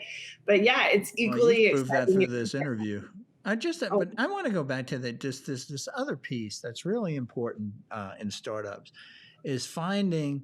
So there's the entrepreneur, the founder, if you will, and then there's got to be that sort of partner that you bring in, right? That you're kind of joined at the hip with skills that are very complementary, all right? And then there's those first 2 or 3 employees, right, which are super critical, like the Karens who come into a Pardot who say, well, I'm willing to do whatever. I'm smart and I work hard, and I'll figure out what I need to figure out. And you need those kind of people versus functional specialists, if you will, which come later. With your background in industrial psychology, what works, what probably is a high or a lower risk, higher probability fit than others, whereas one of the things that I see entrepreneurs do is you're impatient. You got money, you want to move, okay? And you wind up making those early mistakes, which can cost you years or your whole company. How do you maintain? Been following your weekly updates, and it's just been painful to listen to these things because I know what you're going through. And in this environment, which is really hard to find people, you're not only finding people, they got to be like the exact right person. And you know how to evaluate that. How do you maintain your patience in building those first few folks? How does that happen? Yeah. I am naturally a very impatient person. I have a high sense of urgency. I love getting stuff done. And so, to your point, like just so people listening, is we've been looking for a full stack back-end engineer. So I have an amazing co-founder and CTO, Seth. We've got another front-end engineer. How did you find him? That's the first one that you had to find. Yeah. So the co-founder is a big thing, right? Because really big. Okay. Yeah. So we were oversubscribed on our round. So we raised $500,000 in 6 weeks, and we were trying to raise 400, which was amazing. Super thankful for that. And yeah, I always tell people, I'm like, this should take you 30 no's to get your yes. But I went to my network, and I'm always like, if it hadn't gone that well, I would have questioned a lot of the past 8 years of my life.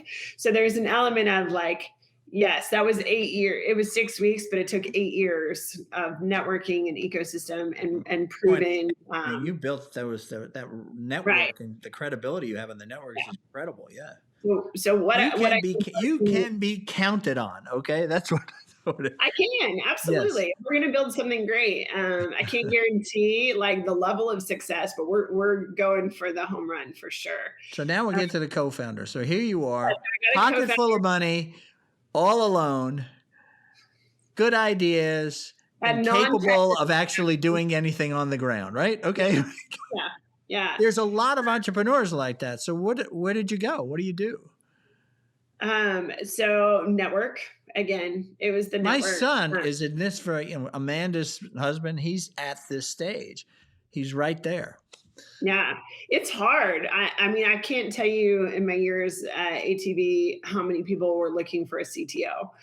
Um, and they're hard to find, and especially the right kind of person, right?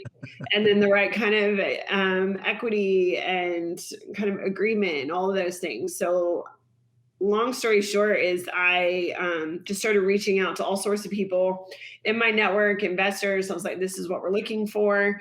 And then did due diligence. Actually, it's like you're dating, right? It's like you're dating this co-founder because you're going to build a life together for You're 7 getting married. This is getting married. And you don't have a year and a half to date. Right. No, yeah. So I actually had gone down a path of talking to somebody for about a month. That was recommended me by an investor, really good guy. We would have worked really well together. Had a lot of difficult conversations, like, right. So you just spend hours talking to each other, talking about product, talking about the vision for what you want the company to be, the cap table.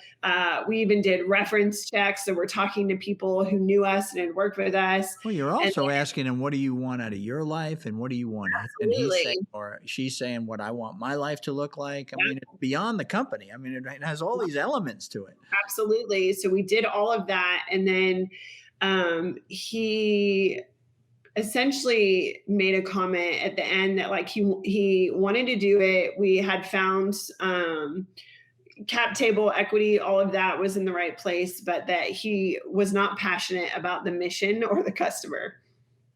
And I was like, hey, this is not a fit. Then no. So we like had the breakup call, but I was like, I can't have a co-founder who's not passionate about the mission. And the mission and the customer has been the same from the beginning, right? Product. How hard was that call? Huh? How hard was that call? I was really disappointed. It literally felt like a breakup call, like awkward, short. And I was like, I'm sorry. Like, what are you saying? And he was like, yeah. But he wanted to keep talking about it. And I was like, respectfully, if the mission, you're not passionate about the mission, then this is not going to work. So all that to say is right before he rolled off, we had Christy Brown, who was with Loeb ATL. She's in venture. Now she runs Launchpad 2X. I'm friends with her. And my co-founder, Seth, is friends with her too. And I tell entrepreneurs to do these updates all the time. And I'm drinking my own Kool-Aid. Every Sunday night, I send out a weekly update to people who've invested, to people who've not invested, to potential future employees that I would like on my team, so everyone can follow. So it's not like open, but it's, there's a few number of folks on there. But you put yourself, you're getting mind share if they're opening your email, right? Otherwise, you're just working hard and nobody knows what you're doing. Yeah. Right. So every Sunday night, it's a great idea. I send that out, and she had gotten that, and I'd been talking about a co-founder, and she was like, hey, do you know that this guy, Seth? And I actually kind of knew of him. He had worked with another entrepreneur that I knew. And I was like, hey, I'm already down the path with this other guy. Like, we're like a month in, but I was like, also always take the meeting, right? Always take the meeting. When you're especially early stage founder, I'm like, I have a million things I have to do. And then my mind goes like 100 times a minute. But I'm like, I will always take a meeting right now, right? And so I was like, let's go ahead and meet. And Seth and I did a Zoom call, and we talked. And I was like, hey, just to be upfront, I'm already talking to somebody. We're pretty far down the path, but I just wanted to get to know you. So I was really transparent in that. And we literally got at the end of the call, we kind of looked at each other and we were like, dang, this could have been good. Like, this could have been he's like, I would have liked working with you. And I was just from first meeting, first call. First meeting, we just he asked me compared to the guy that you were talking to and down the road with, which was torturous. I mean, a good guy, we would have had fun together, but it was it was just a little more work, kind of like relationships. Someone was like, you marry the one when it's easy, right? When there's not the drama and not the whatever, That's what I'm talking about. Yeah, so it was that. You had this comparison. You thought, oh, well, this is how I have to go through this due diligence, if you will, on this new CTO. And then you meet the right one, and it's like, oh. It was. But I had already gone. So I essentially told Seth no. But then I literally called David Lightburn, and I was like, David, for your next company, you have to hire Seth. I'm like, you love him. he's so great. He can do it. Like, I think y'all would work really well together. So I was already trying to like partner. Yeah. And then this other first guy, we had the breakup call. And then I literally, I emailed Seth. Actually, Seth emailed me that weekend. So I had the breakup call, and then I was like, oh, and then Seth emailed me, and he was like, hey, just want to like whoever you end up with, if for some reason it doesn't work out, let me know. And I was like, wow. Stars are aligning. God is good. And so I reached back out to Seth, and I was like, look, I went down the path for a month with this guy. I was like, before we talk more, I said, here's our mission, here's our core customer, and here's what we want to do. If you're not passionate about this, I want to know, because that's like a key. So I learned to switch that and put it in the very beginning. And he was.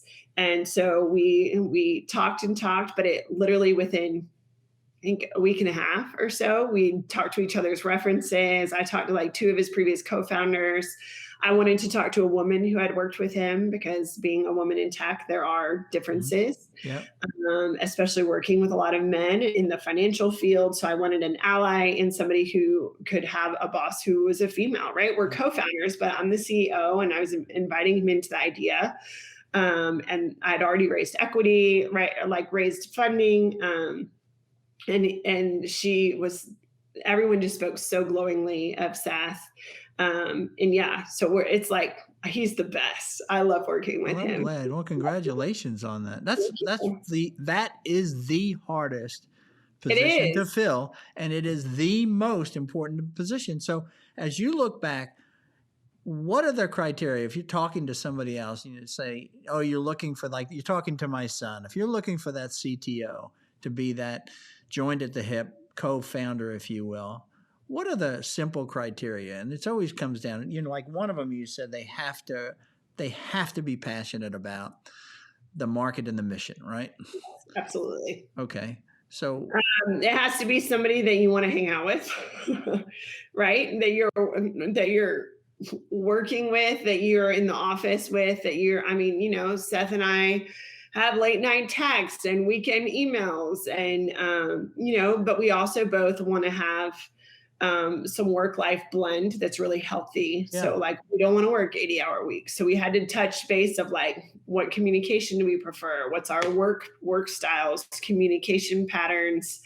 For us, there was the gender difference, like how would that work? So yeah, that's a big piece of it. The cap table and the equity, and getting to a place where everyone feels valued and respected, and is reasonable. You also have the capable side, right? I mean, they certainly have to be that. Oh, yes. Skills, of course. Yeah. Can he do the work, right? Yeah. And so for Seth, it was our skills are very complementary. Yeah. What we are both like to do a lot of similar things, but he's super he's been a founder. I mean, he's 27 and he's working on his second acquisition. So his timing too, sometimes you can have the right person with the timing, but he was just coming off the process of selling one of his companies. And so he was looking for his next thing. So I didn't want a CTO. I wanted a co-founder and CTO. Right. And that was, that's the sort of Kyle Porter, Rob Foreman story too. It's almost miraculous how the timing for these things work, that really, if you look back, I always look back when I remember when we sold a company, and it was probably my biggest deal ever. My biggest deal, like $30 million sort of exit kind of thing, which now is $30 million Series A, Series B, right? But I look back, I remember sitting in the celebration of the sale, like you had with David, with Pardot, with his $100 million thing. And I remember sitting and looking at all the people and thinking of everything that was out of our control that could have gone wrong. Everything. You deal with people. I mean, all the value comes from people, and it all has to they all have to align, I mean, it could have been, of the 2 founders, one of them was going through a horrible divorce, and the whole thing could have blew up the company, or somebody says, I don't want to do this anymore, or the market all of a sudden changes because somebody spoiled it by putting $1 billion into it, right? And you're not needed anymore. And it's just, to me, it's all a miracle of God to get to something of value that has some exit. And yet we think we can come up with the 5 things you need to do to be successful. It's just incredible. And I think Seth is the first step in one of those miracles. Absolutely. You know? I think it's optimism, it's perseverance, it's faith, and it's luck, right? So I think it's all of those things for sure. Thanks for summarizing my long explanation. No, you did a good job there. Yeah. So the pain point that you're referring to in the weekly updates is the full stack engineer. If anyone's trying to hire right now, it's like so difficult, and they're in such demand. And COVID, like, I think there's a lot of job security where people lost jobs and then they got back in and they don't want to leave again. And these guys, there's like a tremendous number of opportunities. Yeah, we want somebody in Atlanta, which is crazy. People think we're crazy, but we want our core team. We are looking for a very specific skill set. We did a nice raise, so we can pay salary and equity, but we don't want someone with too much experience, but not enough. And then we want a culture fit. So we've had like 125 plus applicants for this position. Really? We have. So we've had a lot of people and Seth, I'm like, Seth, like, are we, and we had somebody who had like amazing recommendations, great culture fit, failed the technical interview. And we're doing technical interviews with any of the final candidates. And so then we're like, well, is the technical interview too hard? And you're like, well, we're building financial technology for nonprofits. Like, it's got to be right. We can't make mistakes, and we're going to have to do stress testing. We'll have some consultants come in, and we've got compliance regulators that we've hired and all of that kind of stuff. But it's got to be done right, and we can't afford the best of the best, right? The best of the best are getting paid $300,000, which, we did a 500 raise all in. We want to get at least 12 to 18 months runway. So long story short, full stack, but we're down to 2. And then we have a third runner up that just popped in that came from our relationships. So how do you deal with the mission, market, passion piece for this third hire? Is that important? It's less important, but I still think it's important. So, and it's, even when we're looking at it, like, one of the candidates didn't do super well on the back end, but we've had a lot of conversation about, does he have the desire and is he capable? And so I love that. So I'm like, this person is hungry for it. They have the desire to learn, and they have the capability of figuring it out. So that's less important to me than someone who has 20 years experience, but they may not be as self-aware or not be as hungry to learn because they have. Are you using any of the tools that you had available to you as an industrial psychologist in these hires? Absolutely. And like, there's a lot of great books about hiring. Lencioni has some great stuff. I've read the book Radical Candor. So yeah, it's stuff that, yes, my education and experience there, but like, anyone can find books and kind of read and learn, but it's I'm talking about the DISC test or the Enneagram or the, for, trying to get fit, and test for fit and test for intelligence, right? All that that you industrial psychologists do. Okay. Yeah. I love the DISC test. I've done that with lots of different folks. I have not done it for this particular hire. Okay. Mostly because we are 4 people in, and we essentially have relationships with some of the people. Did you do it with Seth? Did not, but I did do it with a candidate before him. Oh, okay. So when you're unsure, that's your backstop to see.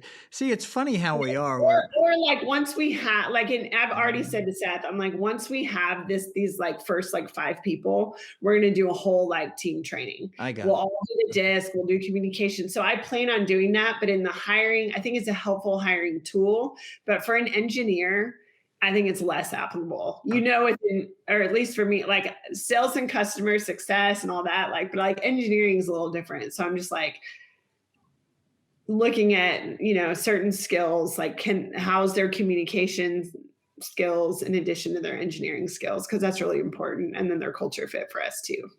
Okay. You have to the first 4 people are so important. You are a busy entrepreneur, and I have taken way too much of your time. I Okay, can't believe how long we have talked, Charlie. Anyone is going to watch and I this. still have questions. I can go on and on. Okay, but at some point we have to go to the bathroom. Okay. Yes, right? Yes. But I just really appreciate you spending this much time with me, and it's you just I'm very excited for what you're doing with Infinite Giving. I love that you give the credit to David for coming up with the name of the company, and I love that you asked him for permission to kind of, can I use it? I love that innocence that you had, and of course I knew he was going to say sure, whatever, be good. David, he just like kind of puts stuff out there, and you're like, you just want to be really clear. Well, But yeah, no. you've got a great reputation. You've got a great personal track record, all the way from your young life days, okay, and all that you've done. You're a leader. You're a builder of leaders. You do follow who you are is evidenced in the company where you say, be great at what you do really good work, and be kind to people. And I can say that's a great summary of who Karen Houghton is, and in our technology community. And we're just fortunate to have you. So thank you so much for this time. Thank you so much for having me. This was fun. I think everyone knows more than they ever wanted to know. No, well, I won't bring up that thing about the first Young Life meeting ever again. Okay. Although we all have those times in our. Trust me, there are worse stories. Yeah, I got it. Well, I'm just going to do a sign off, and then Thanks, we'll be done. So thank you very much, Karen, and thank you very much for attending or spending all this time with us at the Charlie Paparelli Show. I hope that you have learned, made a lot of connections, and learned from Karen and all that she's been through in her life. And you could see how what she's doing now matches up perfectly with every experience that she brought to the table, from being a teenager all the way through to working at Atlanta Tech Village. So thanks to Karen, and thanks to you. Please subscribe if you'd like to be alerted as to when these interviews come out. Thank you. Have a good one.